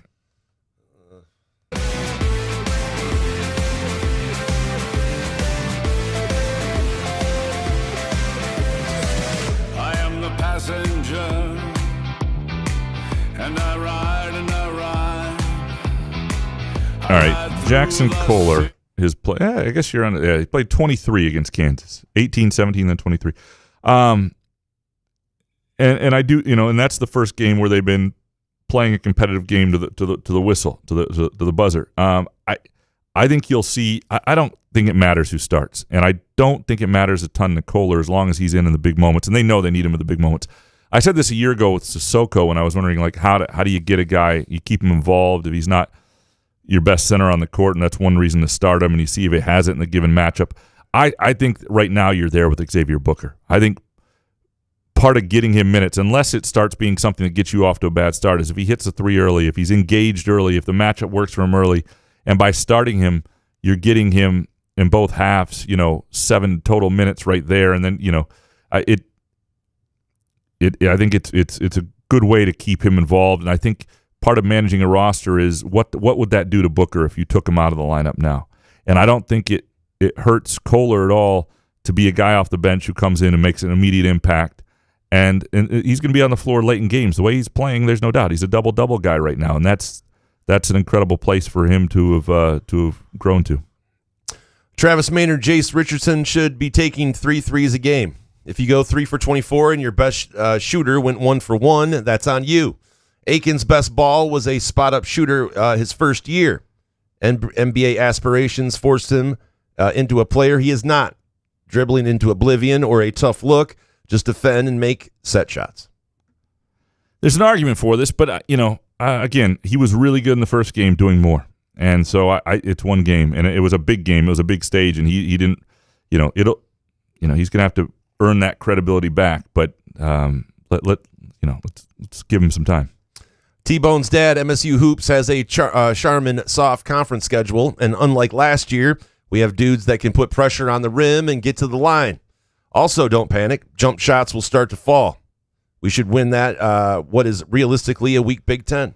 It is a Big Ten that I think creates some opportunities for Michigan State. I don't know exactly what it's going to be because there's a lot of transfers, a lot of places, and there's some teams I'm intrigued to see from Oregon and UCLA and so on and so forth. Although Purdue took a, I don't know, Purdue looks a little more vulnerable than they've been. It is not the Charmin soft non-conference schedule, though. Like, it's easier than last year slightly, no doubt, but it's what they're about to face in Maui could be like 2 top 10-ish teams, and that's after facing one already. So you get 3 teams in the top 10 realm of college basketball, and that's a pretty tough non-conference schedule. Kevin from Rochester Hills, number 1, Jared Goff played his best game of the year, and 2, MSU looks like a Final Four team. I see what you did there, Kevin. There's 2 things that are. By the way, why is Jared Goff dropping in the MVP rating, rankings? I mean, like. But he still won the game, though. He threw 5 picks. I feel like if you throw 5 picks and win that game, like if Mahomes did some shit like that, Chris Collinsworth, his head would explode. Right, but Mahomes, right, is Mahomes. Like everybody has agreed that he's sort of what Brady was. He's the best guy. Yeah, but how many quarterbacks throw 5 picks and win the game? No, it's a fair comment. But that's all I'm saying. Like, why would he drop drastically? He's still in the MVP conversation. Because we're 8-1. The only way for Goff to win an MVP is to have unbelievable numbers, and those really dinged his numbers. Now he's got 9 interceptions on the year. But what about Mahomes? He was leading the MVP voting or whatever. It's a fair in argument. Vegas, and he had terrible numbers. It doesn't make any sense if Mahomes wins it right now. That's what I mean. So Goff shouldn't be out of the MVP voting at all. No, I don't think. Well, maybe there's value. A lot of those weren't his fault. Maybe there's value. Jubru next. Number 1, MSU is a Final Four team if Jaden averages 17 a game and the team plays like Tuesday night. 2, Jace Richardson is Big Ten Freshman of the Year. And 3, Lucas Oil will be Ford Field South. When do they play at the Colts?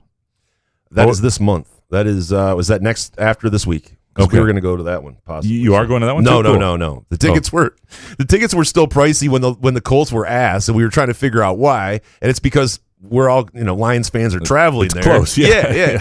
So we're like, why? What were they going for? Do you remember? Like 400 for like kind of nosebleedy kind of area. Yeah, it was wild. We were like, okay, and then the Colts would lose. Then they benched Richardson, lost again. I was like, okay, and we would check, and then as a timeshare owner, you have to pick your battles. What you're gonna, what you're gonna purchase, and what you're gonna. Yeah. Do not make me do another timeshare. So I don't have to tell another story. Ken Chu, we need an NCAA football red zone channel. It would be cool. The problem is there are just so many networks that have but you'd have to do it by conference. That would be the thing, right? Yeah, do a Big Ten. The problem is the Big Ten might only have 2 games or 1 game out at once. And who won? It would have to be national. You could do a top 25, maybe. You did that, like teams in the top 25, but then you'd have to get all the different networks to agree to it. But that's a lot of games too. And it's easier with the NFL because you have just certain TV partners and it's one league. It would be cool, but yeah. Bo McJunkins, I hope someone prints that crybaby Dan Wolken column and hangs it in Izzo's office. And I hope Izzo tells Dan to eat shit the next time he tries to ask a question. Izzo is constantly treated like shit by the national reporters who he gives access to, especially Dan. Time to cut it off. Hear that, Izzo? Local guys only. Bonus. If we wanted to run our football program and recruiting like Eastern Michigan, we may as well have saved money and hired Chris Creighton. Can we get an adult in the room to organize an NIL, please? Well, a couple things. I don't know if the NIL is disorganized as you make it out to be, but there are different factions and different priorities, and this is, again, you're asking people to give away their money for the purposes of very little return other than the team winning. So I think it gets a lot better. Like, I think MSU is a place that'll do well, and when it's more of it is in-house, which is what's about to happen. 25, or less than that, I guess, be about $22 million in-house going to athletes. And so, I would guess $13 million of that is going to your, we'll see how it gets broken up, but a lot of that's going to be going to your football program in-house, and that'll be able to be organized directly there. And I think, so what is now is temporary in some degree. Now, there will still be a lot of outside NIL. To your point on Dan Wolken, one of the great things about Tom Izzo, and there are things that he drives me nuts here and there, but he's not somebody who would ever make you feel like your access is conditional. Because at that point, you shouldn't cover somebody. If your access is conditional and you're in their pocket, you shouldn't be covering somebody. And he wants you to stick up for yourself. He wants you to show up when you write something that he doesn't love, and I think that's really important. So he may not, if you're holding access over people, then that's not somebody you want to cover, because that's a really hard person to cover. You feel like things are conditional. You have to be fair to people. If you're consistently unfair, but I don't know that this Wolken column was that. It was just poke the bear a lot. Coach Z next, who breaks their ankle first for MSU basketball this year, and will Couch spend 40 minutes talking about it before even getting to his official first take on MSU basketball. Gotta hope Liz doesn't show up. No Liz Frank. That bitch. Yeah. MSU is the Lee Corso of college basketball. Once an iconic figure in the sport, they are now the old man that gets invited based on past recognition, while everybody half smiles and slow claps at them because they don't belong on the national stage anymore. And bonus, the NCAA will come out with new guidelines eliminating all red shirts, and all players will remain eligible until the age cap of 23.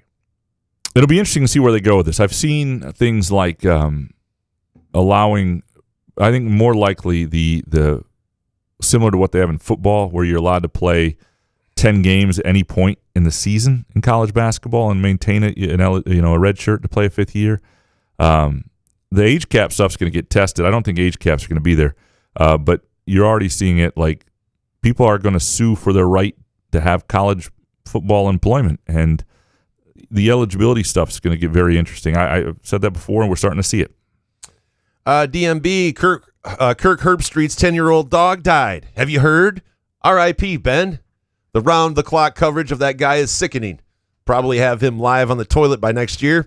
God forbid another person covers football. Go get a therapist, Herbstreit. Thanks for ruining my bye week, asshole. Give that guy one of those muskox cards. Hold on a second. That's fucking great. I mean, rest in peace to the dog. I mean, that's really sad. But I don't know if I want to associate muskox with this as the muskox Why not? take of the day. All right. Fuck DMB, muskox take of the day. $5 donation to the Alaska Wildlife Conservation Center. Yeah. Because this is one that stands on its own. DMB. And also included an animal that passed away. I mean, that is sad, but Herbstreit yeah. balling his shit out. I mean, like, I get it, man. Dogs, but like everything else he does too on top of that. If you have somebody in your life, though, who has lost their dog, which is one of the worst things for anybody to pet on. Terrible, yeah. I mean, dogs are huge parts of families, whatever it is.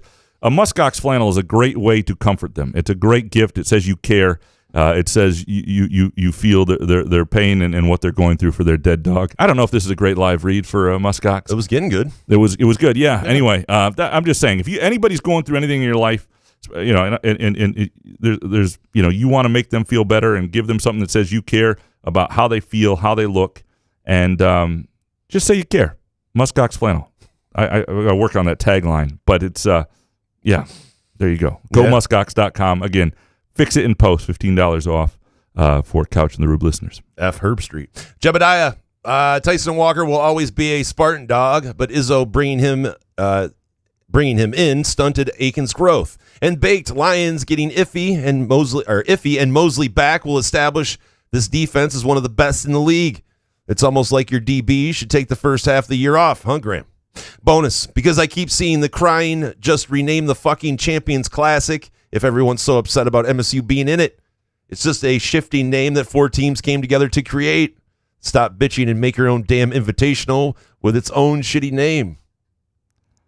Wait, the name is the problem? Well, I think just shooting fucking 3 for 23 from the three-point line. I don't care about the name. People are upset that it's a Champions Classic and Michigan State has not won a championship in 20, 25 years. Gotcha. Yeah. Okay. Yeah. So there with that. I still think there's something to keeping guys healthy and not playing them. The timing of an injury is everything to an NFL season, and if you can have your injuries early and get guys back, or again, don't play. I get that my idea is unrealistic to some degree. But I'm going to tell you right now, if I was a GM, I would try it. Owen, number 1, MSU looked the best with Akins and Booker off the floor. Fears, Richardson, Fiddler, Kohler, and Carr will end up being the most productive lineup offensively this year. Michigan State basketball's best lineup has Carr on the floor. And 2, MSU football needs an identity, and that may take a couple of years, which is okay. That being said, you need to show that you can develop these second, third-year guys next season for me to feel super comfortable. Yeah, I mean, I think this is a fascinating year for MSU football in the sense that offseason that we'll get a sense of priority and, like this recruiting class, they're still a little behind on, I think, in terms of from when they got hired, when they get in on these guys and all that sort of stuff. But the transfer class should be better, should be easier. And they had some decent transfers in this previous class, but I'm just talking about this should be a class that, you're not at the same time hiring a staff and in the portal. You're not in the same time moving your family and all the things that went in the last year as you were trying to deal with the transfer portal. This is a year where they should have a fair shot, and we should see. I don't know. We'll see how good they are at this. Munfield Keg next. There's a spotlight at the Capitol that illuminates the night sky in the shape of a groovy donut. Hell yeah. The citizens of Lansing can feel safe knowing that Couch is out and about walking and patrolling the streets late at night. The hero Lansing deserves and actually needs right now. See, that's a Muskox hot take of the day quality, Yeah, your weird ass at midnight walking around your neighborhood. See a man, with a neighbor you don't really. If you see a man walking around the streets at night in a Muskox flannel, he's that's texting your neighbor. You up? Want to walk? It's so bizarre, dude. Kurt Wisniewski, number 1. I was surprised that Couch or the Rube didn't get a presidential appointed position. 2. MSU basketball's bricks built an extension on my house. And 3, the Tigers are going to spend this offseason, or not going to spend, I'm guessing, to spend this offseason. What a joke. Yeah, we're not on TV enough to get. If we'd just been on a little more cable TV, we probably would have gotten a presidential appointee. I want to be the no kids czar. You could and support people to not have children. You could probably do that, Trump. I think. Yeah, it would fly in the face of J.D. Vance, who is against those people. But holding a cat, I'll just hold a cat in front of Vance and a couch. Hey, that's the guy that fucked the couch, right? Anyway. I want this offseason. I want to have some fun with the Tigers at some point, and I just hope this whole offseason doesn't. I hope there's at least one signing that leads us to do a Tigers segment on this show. That's what I want. Yeah. One signing this offseason. Some dude, number 1, at that price, the Lions should have made the Zadarius Smith trade this year, even if Hutchinson wasn't hurt. But they wouldn't have. And 2, damn it, Couch. You say you should investigate the stomping incident because MSU isn't interested in it. Then you say you're a badass roughneck muskox-wearing columnist that argues with Izzo and does what he wants. You're right. MSU isn't your customer, but we are. And you know that we want to know the truth about this shit. Any idea how much of a legend you would be, your cash-paying customers, to expose all this bullshit that they've done? Reach out. I respect. By the way, yes, I like. If it matters to the listeners and readers, it does matter to me. That's true. Matters to me greatly. So I probably have phrased that poorly in the past. But I don't. What exactly you want me to do with this one? And maybe there is something to be done. How you would like it, Basically, Michigan State has not come forward with who that person was and what exactly happened. And in the absence of a victim, it's really hard to come down on Michigan here. Do I think Michigan's response and sort of, superhero comments it was kind of BS and just sort of washed it away? Yeah.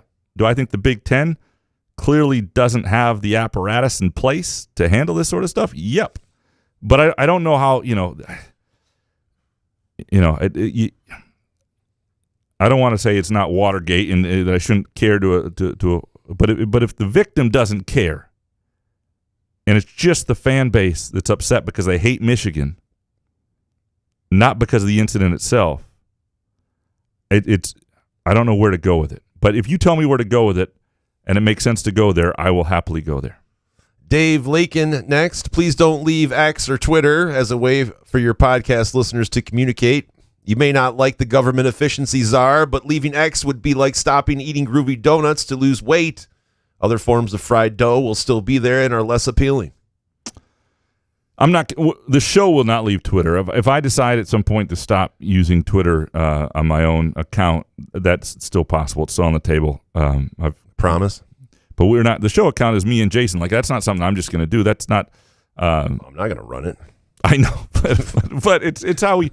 I'm not going to lose that connection with our listeners. We may start doing more other ways because I'm hearing from a lot of you who do not want to be on it and want to use other ways. And so just we may email, right? Or we may do almost like a newsletter email type thing too. We may do something. So we put out the call for Twitter questions in sort of an email that comes to you form that you can reply. So get ready for those 1 a.m. emails from Couch. Mike Scott, I'm done with the annual old bit of MSU virtually never winning a Champions Classic game. Every year it's the same thing. We hang around for a while and get pulled away on in the end. The second Tuesday of November is like movie Groundhog Day. Enough. Win a game. Again, though, it's not. It's okay to feel that way, yes, though, as 100%. a fan. It just seems 100%. that way, It's just like, and they're 5-8 in this game, and it's just like last night's like, okay, come on, let's do it. And they stay in there, they hang in there. So I get what he's saying. And this is the place. This is the place to voice it. Yep. And one of the challenges, and like I like it in college basketball that they play these big games early, and some teams ease into seasons more. Like I love that it doesn't determine a season. These are more showcases. Now they can be big wins, they can propel things, but they don't have to be determining. So, like for this particular MSU team, I don't know. I don't know where I was going with that, but yeah, I'm with you, Mike. Steve Beckman, number one, Jason should have gone to Houston for the Lions game instead of Vegas. Yeah. 2, the Champions Classic needs to find a way to fill in the empty seats during the early games. It looks bad on TV when they don't. And 3, Twitter got worse after it was renamed. Well, yeah, the naming wasn't really. It was the owner who got rid of all the people who ran it behind the scenes, and the bots came out of nowhere. Yeah, my God. Yeah, no, it's gotten a lot worse. It's not as functional as an app anymore. It used to be pretty good. I still enjoy. I don't know. I just don't look at anything other than baseball card shit and you can my sports stuff, dude. Right. I don't know. You can still tailor it to have a good experience if you really work at it. Yeah, it's not like I don't want to pay Elon a monthly fee to use it. But by the way, the Champions Classic, the number 2, I mean that's for real. I know that you were there, but on TV, I just was like, it looks bad. What the fuck? Like, yeah. I know it's 6:30, but really. Can't they just have? I don't know. It was crazy how the attendance for that game. Did it? So by the middle of the first game, did it look okay? Like when did it? Yeah. I mean, like at the end, the second half, but it just seemed the first half was like, my God, did anyone know this game was going on? And the atmosphere was dead in there for a while. Like the early when they weren't shooting that well, and it was just I felt like this like close scrimmage for a while. It was really weird. Dang it, Bobby. Number 1, MSU never accomplishing anything meaningful in both sports is getting old. 2, it's good that there are no more high-profile non-conference opponents on the schedule. We simply never win. And 3, cheese is not necessary on Arby's roast beef sandwiches. I do like cheese, though. Yeah, but not. He's right on an Arby's roast beef. I like a good Arby's roast beef here and there. You don't like once the every cheese? 3 months? No, I like the cheese. It's too much. I know, but that's fat kid. That's a fat kid thing. Like for real. Yeah, I know. I'm just saying for most people that they don't need cheese on everything. I don't know. Well, a couple other bad news for you, dang it, Bobby. There are high-profile non-conference opponents on the schedule. If you look at the schedule, you may not see them because the only one there is Colorado. But it's the next 2 games in Maui where it's going to be UConn most likely if they beat Colorado, and then Iowa State, Auburn, or North Carolina in that other game. So they've got a couple more coming. And my advice to you when you say both sports is become a hockey fan. That's true. Clint One Ball Bainey, number 1, MSU should stop scheduling Kansas, North Carolina, Duke, and Kentucky in November. We can lose to them in March. Let's beat up on Akron in November. Zips. 2, I hate the NBA. 3, losers do one of 2 things in life. They either point the finger and lay blame, or they look in the mirror and admit they lost for a reason and try to improve to avoid losing in the future. Yeah, I mean, I usually point the finger and lay blame. By the way, number 2, I can understand what he's saying. Like the NBA with these guys sitting, I can't stand that. That just drives me insane. I don't care. These guys make a shit ton of money and all that stuff. It's just seeing Joel Embiid and Paul George like hugging each other, and it's like these guys are out. Yeah, out tonight on a back-to-back. It's crazy. There's some of it's overdone. It was interesting. I was listening to the Bill Simmons podcast today on the flight back from Atlanta, and I also watched a pretty good rom-com, by the way, with Scarlett Johansson and Apollo 11 movie from last summer. It's no Hallmark, but Scarlett Johansson. Yeah, as I pronounced that right? Yeah. I thought it was Johansson, but whatever. Johansson, whatever. Anyway. Yeah. Forgot where. Anyway, one of the things they were talking about is the concept. If you look back at those old NBA tapes, NBA, you can see a highlight of the bad boy Pistons wrecking people and all this stuff. But the way the game was played, the way guys jumped, there were fewer physical collisions, fewer guys going all at it. That's part of the reason they didn't have as good as shoes or any of this stuff. So they had to play the game a little differently for a long time to play 82 games. They also didn't make as much money. What year is this? They didn't have good shoes. Into the 80s, they wore shitty shoes, like even the early Jordans. Oh, yeah, the early 80s, 84, 85, sure, yeah. So, but one of the things I think, and I've thought for a while, and they didn't discuss this, is they really should go, and I know there's a lot of money at stake, they really should go down to 72 games. You take 10 games out of the schedule, and it alleviates probably all the back-to-backs. But guys would still play 40 games then. Well, no, but then what you do is you still make the to be all NBA and all that stuff, and you'd still make that like 60 games. So guys still have to play a lot guys would play a lot do guys more. Still care about that? I mean, I they guess do, if there's a bunch the of money's tied to that. Yeah, the contracts are, yeah. I don't know. The NBA. Matt C., number 1, I'm convinced Xavier Booker hates playing basketball. His body language and facial expressions look like a friend in high school that only played sports because his dad made him because he was talented. 2, Alan Haller is a soft beta male who couldn't lead a Cub Scout pack. MSU athletics has become a joke under his reign, and it's no surprise the NIL is a joke because no one is investing in that man. There's a lot of anger here, Matt. Matt C. I mean, 2 words. Top rope. Pure options. I'm telling you, if you get to that level where you can't feel your face where Jason was with pure options on Sunday night, that is where you want to be, Matt. And anybody who's feeling like Matt, I would advise going to pureoptions.com, find the location nearest you. I thought Obama was still president. I was so high. That's fantastic. You thought it was like 2013? Yeah. I didn't know when it was. Yeah, we're not going to get into Haller. I mean, you don't know Haller. Oh, you're not going to answer that seriously? Right. Yeah, I don't know where to go with that.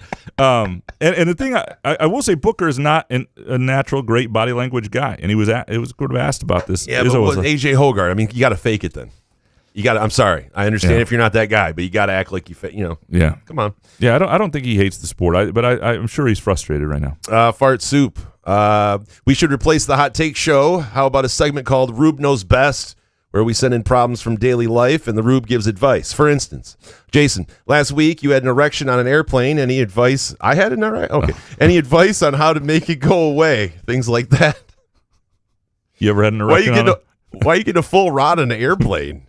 Have you ever had an erection on an airplane? I did, but it was ex-girlfriend related, and she was trying to get me like going. So she wanted to go into the bathroom, and I was like, no, there's no way. You've never done the Mile High Club? No, I couldn't.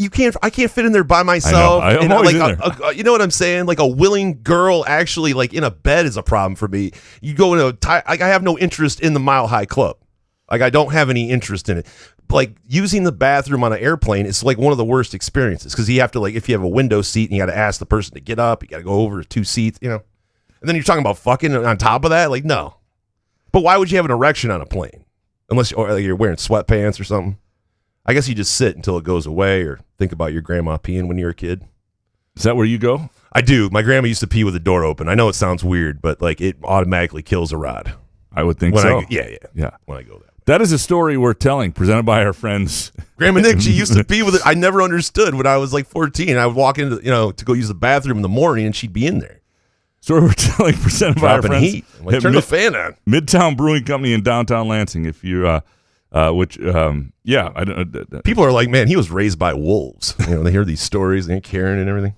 Yeah, but by the way, a reminder again: The Office themed trivia. The Office, November 21st, Thursday, starting at 7 p.m. Midtown Brewing Company in downtown Lansing. Hans Jurgen, number 1, Graham needs an emotional support animal to cope with the election. 2, donuts and bagels are the same calories until you add the cream cheese. 3, maybe stop shooting the 3 when you are 1 for 15 and bonus. Yay, my hot takes are short. Maybe what kind of animal would you get? Maybe I adopt that muskox. What would it be like to have could you have a muskox? I don't know if that is safe to have a muskox. Could you please record house. You asking Elizabeth if you could have a buffalo? Is that a buffalo? We have a muskox. It's not exactly a buffalo. It's a different animal. It's a muskox. It's not a buffalo. But it's a nox, you wouldn't want a muskox in the house. I don't think that would be. We don't. We have. Well, you'd have to leave it outside. We have a neighborhood cat that we sort of adopted. That's the closest we. Well, why don't you give the cat back to the people that own it? Well, no, the cat just comes around. We let it in the house. We let it hang out. What is this neighborhood? Is this some magical land? A very magical place. It's so the west side of weird. Lansing. It's a magical. I've been there. I know. Just a place of groovy donuts and muskox. A lot of people flannels crying in that neighborhood. It's weird. Pure options flowing. It's a wonderful place. Would you get a dog though? No, not right now. I mean, I like dogs. You said that so fast. Doesn't sound like it. We just we're both on the road too much. Yeah, dude. That's not great. I'm telling you, and getting daycare for a dog, that's another pricey deal. No, I could see like in retirement having a dog or something. Yeah. Jake Hawkins, number 1, 5 interceptions from Jared Goff. Lucked out by having Will Anderson not playing due to injury. No problem. Great win by the Lions, especially with former brick salesman Jake fucking Bates as our kicker. It's now official. The Detroit Lions are a team of destiny. Hell yeah, Hawk. 2, haven't watched too much Pistons, but they seem a lot better than last year, having close losses that could have been wins, and they would be 3rd in the Eastern Conference. Also, great season premiere of Yellowstone on Sunday, despite having Kevin Costner's character being killed off. Spoiler alert. I love the transitions of Jake Hawkins. It's the best. It's unbelievable. Nobody transitions like Jake. You know what? More people should do that though. Combine some of these, because then you get multiple bang, takes in. He understands how to get 7 takes in 3 or 2. He knows it better than anybody. He's the best. Yeah. Upper Deck Jerk Guy, number 1, you need to be on Blue Sky. I'm not long on this app. 2, this basketball team is going to be good and fun to watch if and when it clicks. I think it will be an entertaining team. I think it'll have fewer frustrating moments than a year ago. Now, some of that will be relative to the ceiling it reaches, and there is this sort of 7 to 10 seed thing that people are just tired of. And so if they can live in a world above that, I think people will enjoy this team more beyond the other facets that I think will make them more entertaining. I hear you on Blue Sky and Upper Deck Jerk Guy. We can't lose you. We will find a way to stay connected for those of you who want to leave, because I know there are a lot of people. I might just hop on Blue Sky for Jerk Guy, though. I could see that. Check out what he's doing, after 2 minutes, then log off. I don't know. We appreciate all your hot takes. Good discussion. We have a little more to go on this show, and we are going to pick the games next with our friend Harry Gagnon. Couch in the Rube, presented by our friends at Pure Options, Precision Crafted Cannabis, and our Wednesday night show, presented by our friends at Muskox Quality Flannels. Wherever you... Firekeeper's Online Casino and Sportsbook is the site to play from your phone, tablet, or laptop. Get in on all the football action with pre- and in-game wagering. There's showdowns every week in football that you can't miss. Plus, the college and pro hoops are red hot, and the pucks are cool. Get your first casino deposit and sports wager matched up to $500 each. Terms and conditions apply. Must be 21 or older and located in Michigan. Gambling problem? Call the Michigan Problem Gambling Helpline at 1-800-270-7117. Couch in the Rue, presented by Pure Options, Precision Crafted Cannabis, and our Wednesday evening show, first show of the week, presented by our friends at Muskox Quality Flannels. It is time now for our friend in the wisdom of the wise one of wagering. I had a better nickname. I fucked it up. Anyway, the great Harry Gagnon from The Ringer, Against All Odds with Cousin Sal, and BetOnline.com, where you can already bet on the next presidential election. If we're actually going to have one, we'll find out. But you can bet on it there. Harry, how you doing, brother? Hey, all good, guys. How's everything? Doing well. It's Just got back from Vegas, your town, Harry. I got to say, man, betting on the NFL, like there's no touchdown props whatsoever. I got to say, next time I'm going, I'm not going to go for NFL. It's going to be college only, but kind of bummed me out. Yeah, I've said that. I told my buddies back there and everything.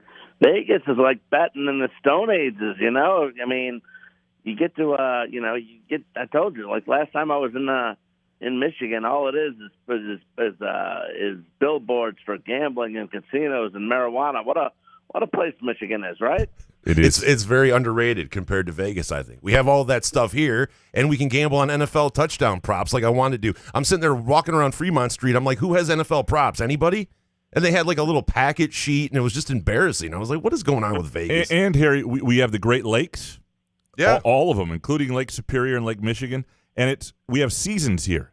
So we don't have as much back sweat or body odor or any of that stuff. It is one of the great places on earth. There's still a lot of BO though. There is some BO from the people. Yeah. I lived right on Lake Ontario. I lived on it. I know what you're talking about, boys. Yeah. Well, that's Lake Ontario is. I mean, it's technically a great lake, but still a great lake. It is a great lake. Yeah, it's. You guys going to fight about the lakes there? What exit? I'm Lake Ontario. Well, no, it is good to talk football with you as always, Harry. There are a lot of games to get to this week. A much more fun slate than a week ago. Last week's was, I'll be honest, it's kind of a depressing slate. Like this week, I was leaving NFL games off. We'll get to those in a minute. You actually have a prop bet for the one I left off, which I'm excited about as well. Let's start with the college games. And Saturday, Michigan State +3 at Illinois. And look, Vegas sees this as a pick'em. Illinois is getting the 3 points for being home, and that's it. They see these as two even teams, even though Illinois is 6-3. I find that interesting. Both teams coming off a bye. See, I thought it was MSU +3. That's what I said. +3. Is it +3? Yeah, MSU +3. Okay. Yeah, +3. Yeah, +3.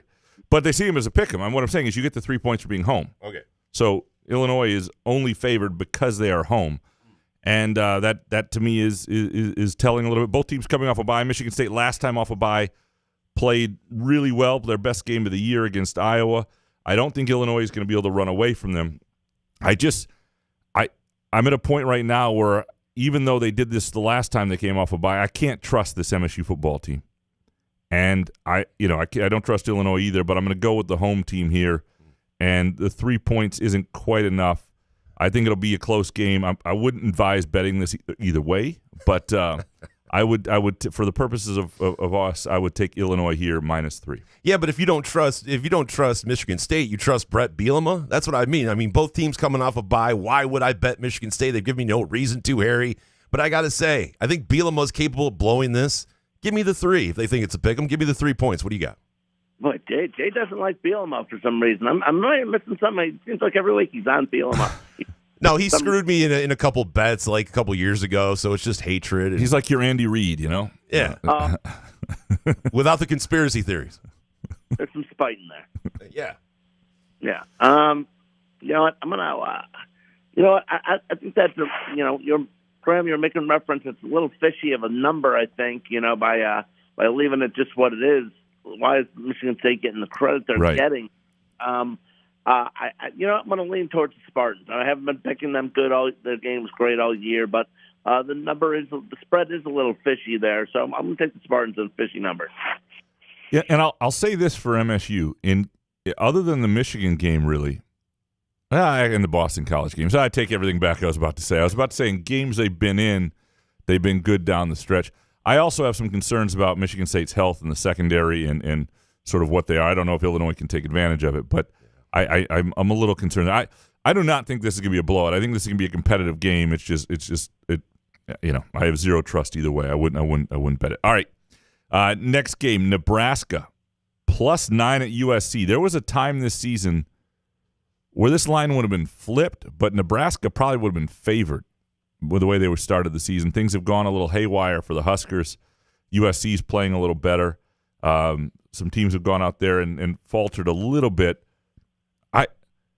I think this is too many points, though. This is a big number for a USC team that I don't trust here.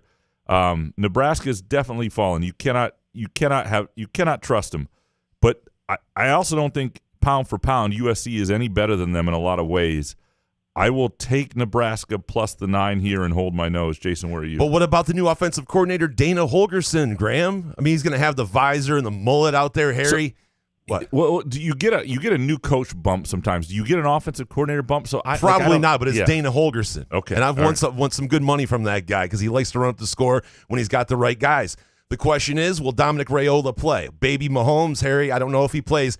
I'm going to wait on this to see if he plays. If he does play, I love this +9 all day long. What do you got?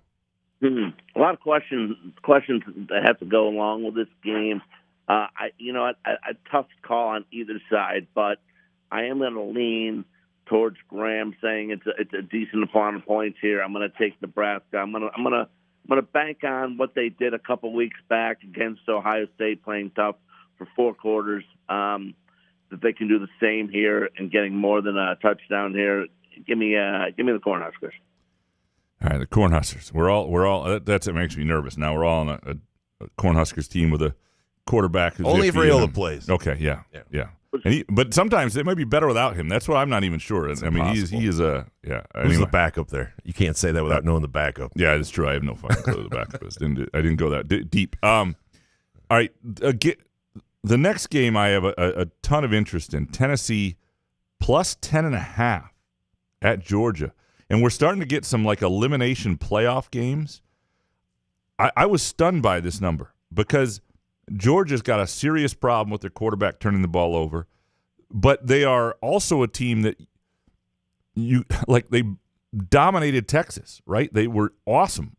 And then they have also been just not trustworthy in other ways.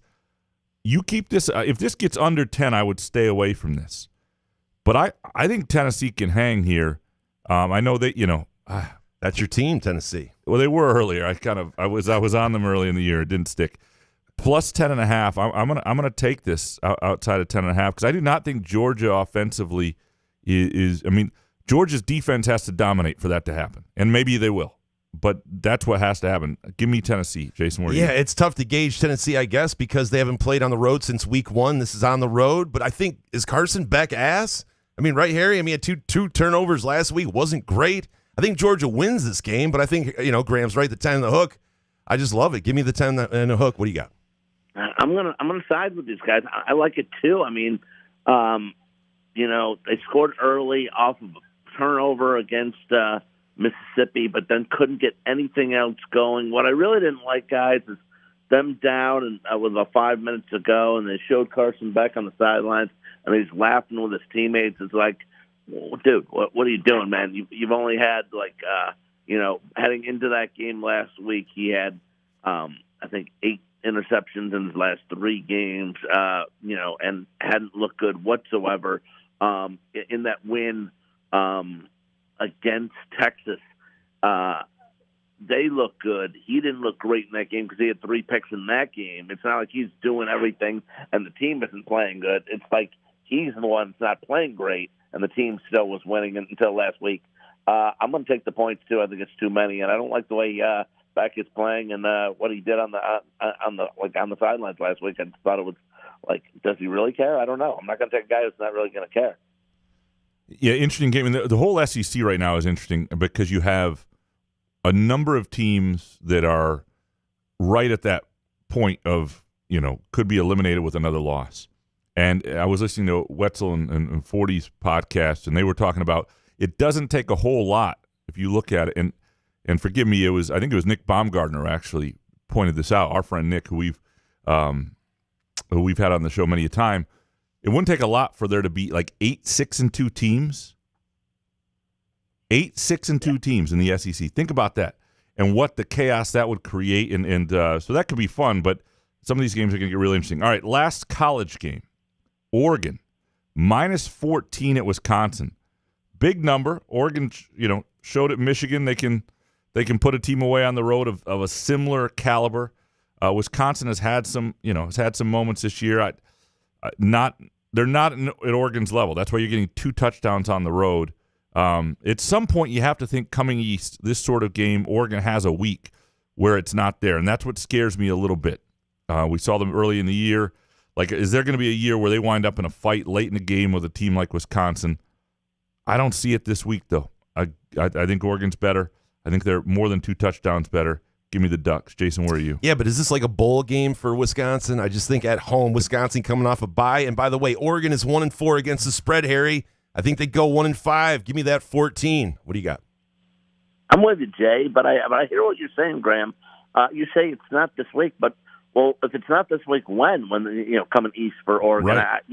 Again, Wisconsin has had some moments this year, but also they've had some bad moments where they've just gotten blown out, especially in the second half. But Jay, I'm going to ride with him. I'm going to take the points here. I think this is the time where might be like Wisconsin's Super Bowl, and this is where they come to play. And maybe it's a little bit too much for Oregon, a little closer than they expected. I want to take the 2 touchdowns. What's interesting about this week is that it is a night game. It's 7:30, so that works 2 ways. One, it's Camp Randall rocking at night, right? What does that mean? The flip side of that is it's not really that tough. It's not like a 9 a.m. start Oregon time or anything like that. It's middle of the afternoon for them, so that works to their advantage. I can understand why you'd go the other way. I do like, Harry, by the way, when you pick with us, because like last week. And our friend Ryan Speaks, who keeps track of our Wednesday show contest standings, just the 3 of us. Harry 5-3, Jason and Graham 3-5, which is pretty regular. If you're with Harry, What was I last week though? 3-5. No, the week prior to that. You don't say a word. It's just fine. You want what you are on the season? Yeah, I'm like 51%, 48%. Oh no, yeah, you're 51. We're both. You and I are both 51, and Harry's at 57. Yeah. And that's both. But Harry in the NFL is above 60%, 62%. Yeah. I mean, Harry's NFL picks. So with that, Go Lions, restore the roar. let's move to the NFL. And before we get to the games we're picking, the Thursday night game, which I didn't include on here, although it was worthy. There's just a lot of good games this weekend. Harry, you like Saquon Barkley over 92.5 yards against the Commanders on Thursday night. Yeah, look, guys, I will say, we'll pat myself on the back a little bit here. And by the way, thank you, Ryan, for keeping track of those stats. That's all very awesome, very cool of you, because these prop bets that I've been giving out on Thursday nights not only been hitting on the Thursday night football game, they've been hitting with ease, guys. And last week was the completions for Joe Burrow over 23.5, went way over. Again, a nice winner. And I like Barkley over 92.5 yards rushing on Thursday against the Commanders. I mean, the Commanders' defense isn't bad, but against the run is where they struggle and are 28th in the league versus the rush. Saquon is second in yards in the league, 9 yards away from 1,000. Had kind of a quiet game versus Dallas, but had gone over 100 yards in his previous 3 games. Big game in prime time for Barkley against the Commanders, over 92.5 yards rushing. And by the way, you had Chase Brown first touchdown, right? Did have that as well. And listen, guess what, guys? I might as well throw it in there since it is, I'm going to go. We're recording against all odds later tonight, and I am going to take Saquon for first touchdown. Why not, Jay and Graham? At plus 420, I think you got it, right? At plus 420. Go. Yeah. I'm going to stick with Saquon. He's got 8 touchdowns this year, 6 on the ground, 2 through the air, and has not 1, not 2, not 3, but 4 first touchdowns this year, 2 in the last 4 weeks versus Jacksonville and the Giants. Saquon at plus 420. Plus, on this podcast, plus 420 is a very pure option style right? number. Will we're with you there? Weed sodas. All right. So to the four games we're going to pick here, and I'm with you on Barkley. You have hit a lot of these. Like last week, the over completion. I mean, there's just been a number of and it's fun to have. I don't know. I always feel good. I've got my games, my picks, and then I've got my Harry prop bet, and that usually a lot of times it saves my weekend, to be honest, because I've been suffering a little bit. All right, Jaguars. I think this line is 14 now. It was 13. It was 12 at one point. Jaguars plus 14, we'll say, at the Lions. This number keeps growing. I mean, Jacksonville is not great, but are they this bad? I mean, you don't see these lines in the NFL. You don't see this is like a college football line in the NFL, and I know the Lions' offense is great. My only concern, and I understand the Lions are a take-care-of-business team, is it was an emotional take. Does last week's game have any impact on their preparation? Sunday night game, slightly shorter week, road game. You come back, you survived one. Do you exhale? Go Lions, restore the roar. The 14 is, I mean, the Lions could win this 40-0, and I'm going to look like an idiot here. Yeah. But we're at, thank you. Yeah, you are. But we're at 2 touchdowns now, and so for our purposes, I'm not going to bet against the Lions because it's not fun to watch that game. I would take the Jaguars at 14 and hold my nose and hope they made it through. Jason, where are you? Iguna Yaba Gita Jared Goff. What's wrong with this guy, Harry? Do you know Trevor Lawrence isn't playing? Have you met Mac Jones? Have you met Ford Field? Have you been to Ford Field? Have you seen it? I mean, hammer. What are you worried about? 13 and a half, 14. I'm going up to 20 and a half. Give me the Lions. Mac Jones on the road. By the way, Harry, I'm hammering this. I'm sprinkling on 2 defensive TDs. I don't even know if any app will give me those odds. I want to see Hendon Hooker by the third quarter. This is a team of destiny. Don't listen to Couch. Give me the Lions. I'm going to hammer it. What do you got? I'm going to say this. Nobody's been behind the Lions more than me besides you two have, over the past couple of years. And emotional win against Houston, great comeback.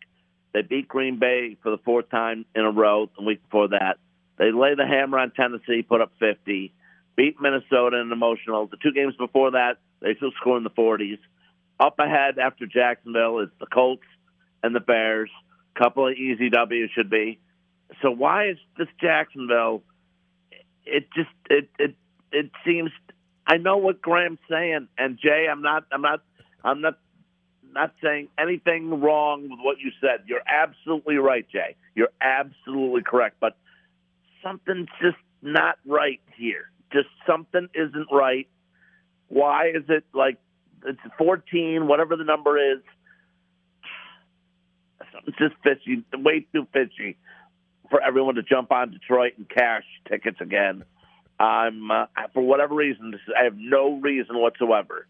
But I'm taking Jacksonville at the point. What? No reason whatsoever. Big night. Fuego, gracias, señor. Vamos, Lions. Vámonos, a ver, 1, 2, 3. Vamos, Lions. Are you guys out of your fucking mind? What are you scared of? The Jacksonville, after you just mentioned all of those things, Harry, you're scared of the I'm going to go to that game. I'm going to be there. It's going to be loud as hell. I'm going to make sure of it myself. I don't understand what you guys are talking about. I'm not.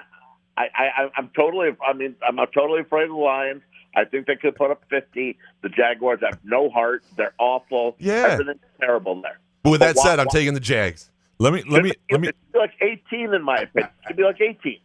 I mean, there is. I would say there is some like alternate spreads up to like 21 might be smart to take because this could wind up being a blowout. Like I gave 20 and a half. Like right, there's part of me that like thinks it could be either 10 or 30 and probably nothing in between. You know what I mean? Like it's either going to be a little more competitive than the line or it's going to be just a massive blowout. Jason, what would you do? Like, so you're at the game, and I know this is just Jacksonville, and so it's just a bet you're going to have on it, and so you probably wouldn't do this. But if this were a playoff game and you were there and the other team had momentum, would you go streaking to halt momentum to help the Lions win?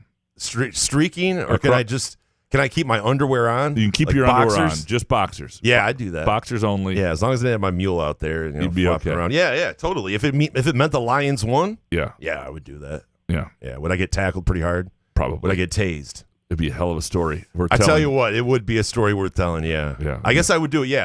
Yeah, Graham, for that. All right, especially if we lose to the Jags this Sunday. I will do it this Sunday. Yeah. I will start drinking again and run on the field. We can plan on that story we're telling, presented by Midtown Brewing Company. Okay. I'm down for that. Yeah. I'm down for that. Harry, I would love to. Have you ever streaked, Harry, at a football field or anywhere? On a football field, no. Anywhere. On a football field, no. I'll tell you what. When long story, but back when I was probably 20, 21, I first became kind of buddies with Sal, and I went down to visit him when he was living in Long Island, and went with his buddies. And somehow, some way, I don't even remember how the story wound up, but somehow my swim trunks got taken while I was changing my clothes by one of his buddies, and I had to catch up to the car, and it was hot that day, and it was summer, and I basically had to cover my, as I'm trying to catch up to the car. So all pretty wild prank, and I kind of had to, people were honking, how the whole deal went. Yeah. I can so picture it. I have a feeling Cousin Sal was the culprit there. My buddy Sal. Yeah. Good man. All right. Packers -5.5 at the Bears. Talk about teams that you don't know where their heads are, and the coaching staff may be on its way out, and the quarterback's getting annihilated every week. I know it's on the road for the Packers, but the Packers are. I think Jordan Love will be healthier. I think they're playing for a fair bit here. I think the Packers are in a way better spot. And I know it's on the road, but under 6 points, give me the Packers, Jason. Where are you? I don't get this one either, Harry. Coming off a bye week, the Packers are, after we took a piece of their souls going into Lambeau. But Caleb Williams possibly benched, Eberflus, Tyson Badgett. I mean, come on, are you guys scared of this now too? I mean, what? The Bears are shit. Give me the Packers. What do you got here? Yeah, they are. They really are. And some of the players, from what we've heard too, are calling for Tyson Badgett too. They really kind of want him in there, and I'm not gonna say it's all Caleb Williams' fault, especially when you allow your offensive line allows 9 sacks against the Patriots, and you only scored 3 points against New England, and you've had 1 touchdown in the last 23 possessions. I don't love where Green Bay is, and Eberflus and the Bears have just gotten trounced upon the past 2.5 weeks. Chicago, put it together, show some pride, and at least cover the spread. In a low-scoring game, rivalry game, I don't know what I'm doing again. I took Jacksonville. Now I'm taking the Bears. I don't know what I'm doing. Your NFC North pick, by the way, too. You can't just let these Bears go. You have to stick with them. Well, at first, I said how much. I said it on the pod. I said how much the Bears are jinxed. They're just jinxed quarterback-wise. They're going to be awful. Williams is going to go under the yards and all this. And then it was one throw, if you guys remember in the preseason, that he threw to Azunze for 43 yards. Going left to right for down the sidelines. It was an unbelievable pass and catch. And one play flipped the switch for me and made me think the Bears actually could do something. And, boy, was I wrong. Oh. It's all right. We all have baked takes. I see things, too, when I'm high as hell, and I go, you know what? I'm going to jump on that. But you just go on podcast and say it. It's just different. I went on a podcast and flipped off one preseason pass. All right. Ravens -3 at Steelers. The Steelers are playing well. They're good as hell defensively. I just love a chance, and I know the Ravens defense is questionable at best. I love a chance. You don't get the Ravens off in -3 or less right now, and I love that. And I just want to be on the right side with the Ravens, so I'm going there. Jason, where are you? Yeah, the Steelers are 4-1 versus the spread in the last 5, and Ravens are 2-2. It's just that simple to me. The Steelers are at home. I know everybody's getting a little too high on the Steelers and everything, but I think Russ plus 3 points and that defense, give me the 3. What do you got, Harry? Yeah, overall, bottom line is I like, dare I say this, Steelers' offense is a bit dangerous now with Russell there and things starting to click for them. Harris, 100 yards rushing 3 of the last 4 weeks. And overall, we've seen it time and time. And again, Baltimore very fortunate last week. Their defense was soft again. Burrow ripped through them. better defense right now, way better defense. Pittsburgh, give me the Steelers. Yeah, see, I wouldn't bet that game. I wouldn't bet against Tomlin at home too, and he loves being an underdog. All right, and I'm not going to bet when Harry's on the other side too. Chiefs +2 at Bills. Awesome game Sunday late afternoon. The Chiefs keep finding a way to be undefeated. It's almost miraculous at this point. I know they're really good, but something should go against them at some point.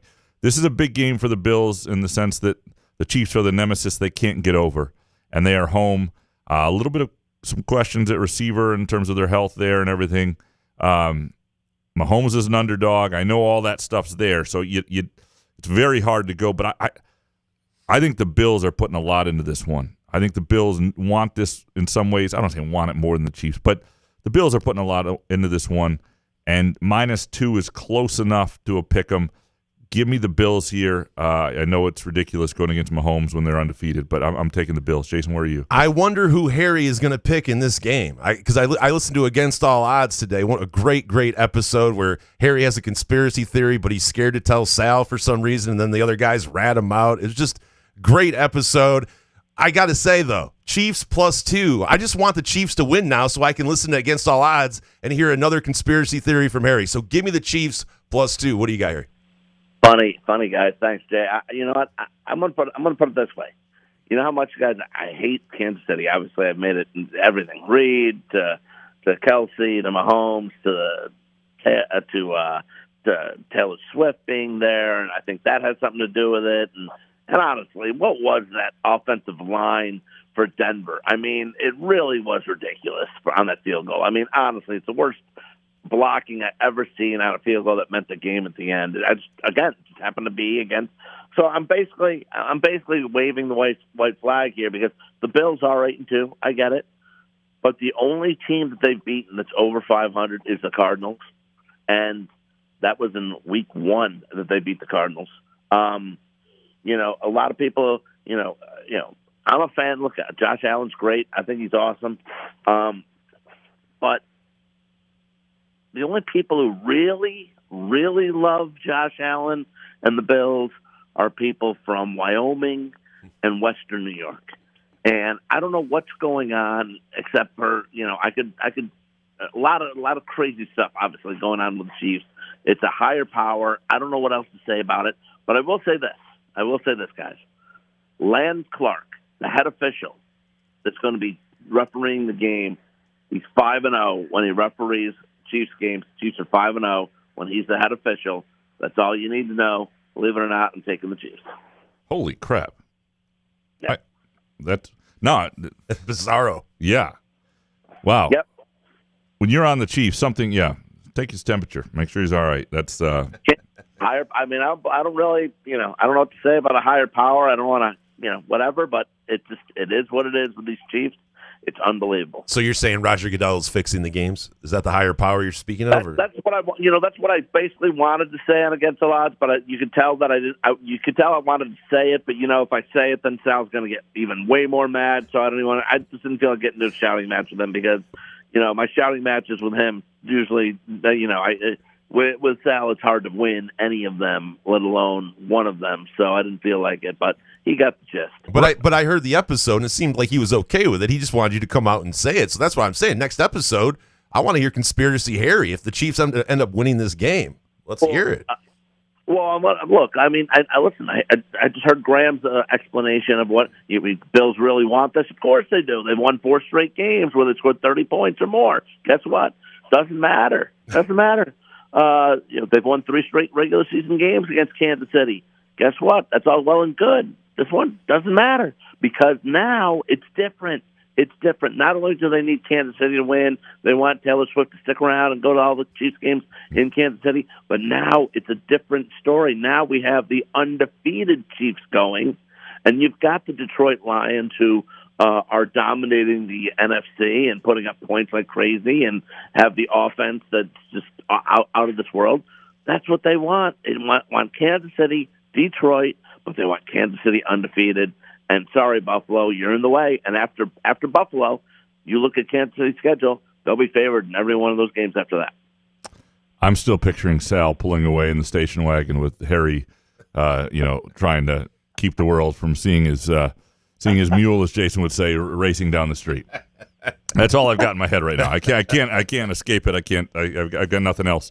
Nothing else. Harry, you are a beautiful man inside and out, and we appreciate your knowledge and wisdom each and every week. Look forward to talking to you next week. Thanks, man. Look, I'm just rooting for the Pistons. Hell guys. yeah. That's it. 5 wins already. And the Jags. That's right. Nice win the other night. 5 wins already. Talk about triple-double for Cade Cunningham. Let's go. He's playing. Talk about conspiracies. You know, even Eric Spoelstra's on the Pistons side, calling timeouts when they don't exist. It's beautiful. That was something else. It's beautiful. That's something. It's finally the Pistons' time. Harry, we'll talk to you soon, man. Take care. That is the great Harry Gagnon from Against All Odds with Cousin Sal. BetOnline.com, of course, is primarily the ringer. Can't believe you both are scared of the Jags. What are we doing? We appreciate all of you for producing our show and sticking with us when we were away for a few days. We appreciate Muskox. Go to Muskox Flannels. It is flannel season. There's no better time to order a Muskox flannel than right now. GoMuskox.com. Fix it in post for $15 off your flannel purchase for Couch and the Rube listeners. We also, of course, appreciate Pure Options. And if you're still listening, God help you. I hope you've got some MGs in you. We will be back Friday with our Groovy Donut Twitter questions. Good show, man. Yeah, man. Couch and the Rube.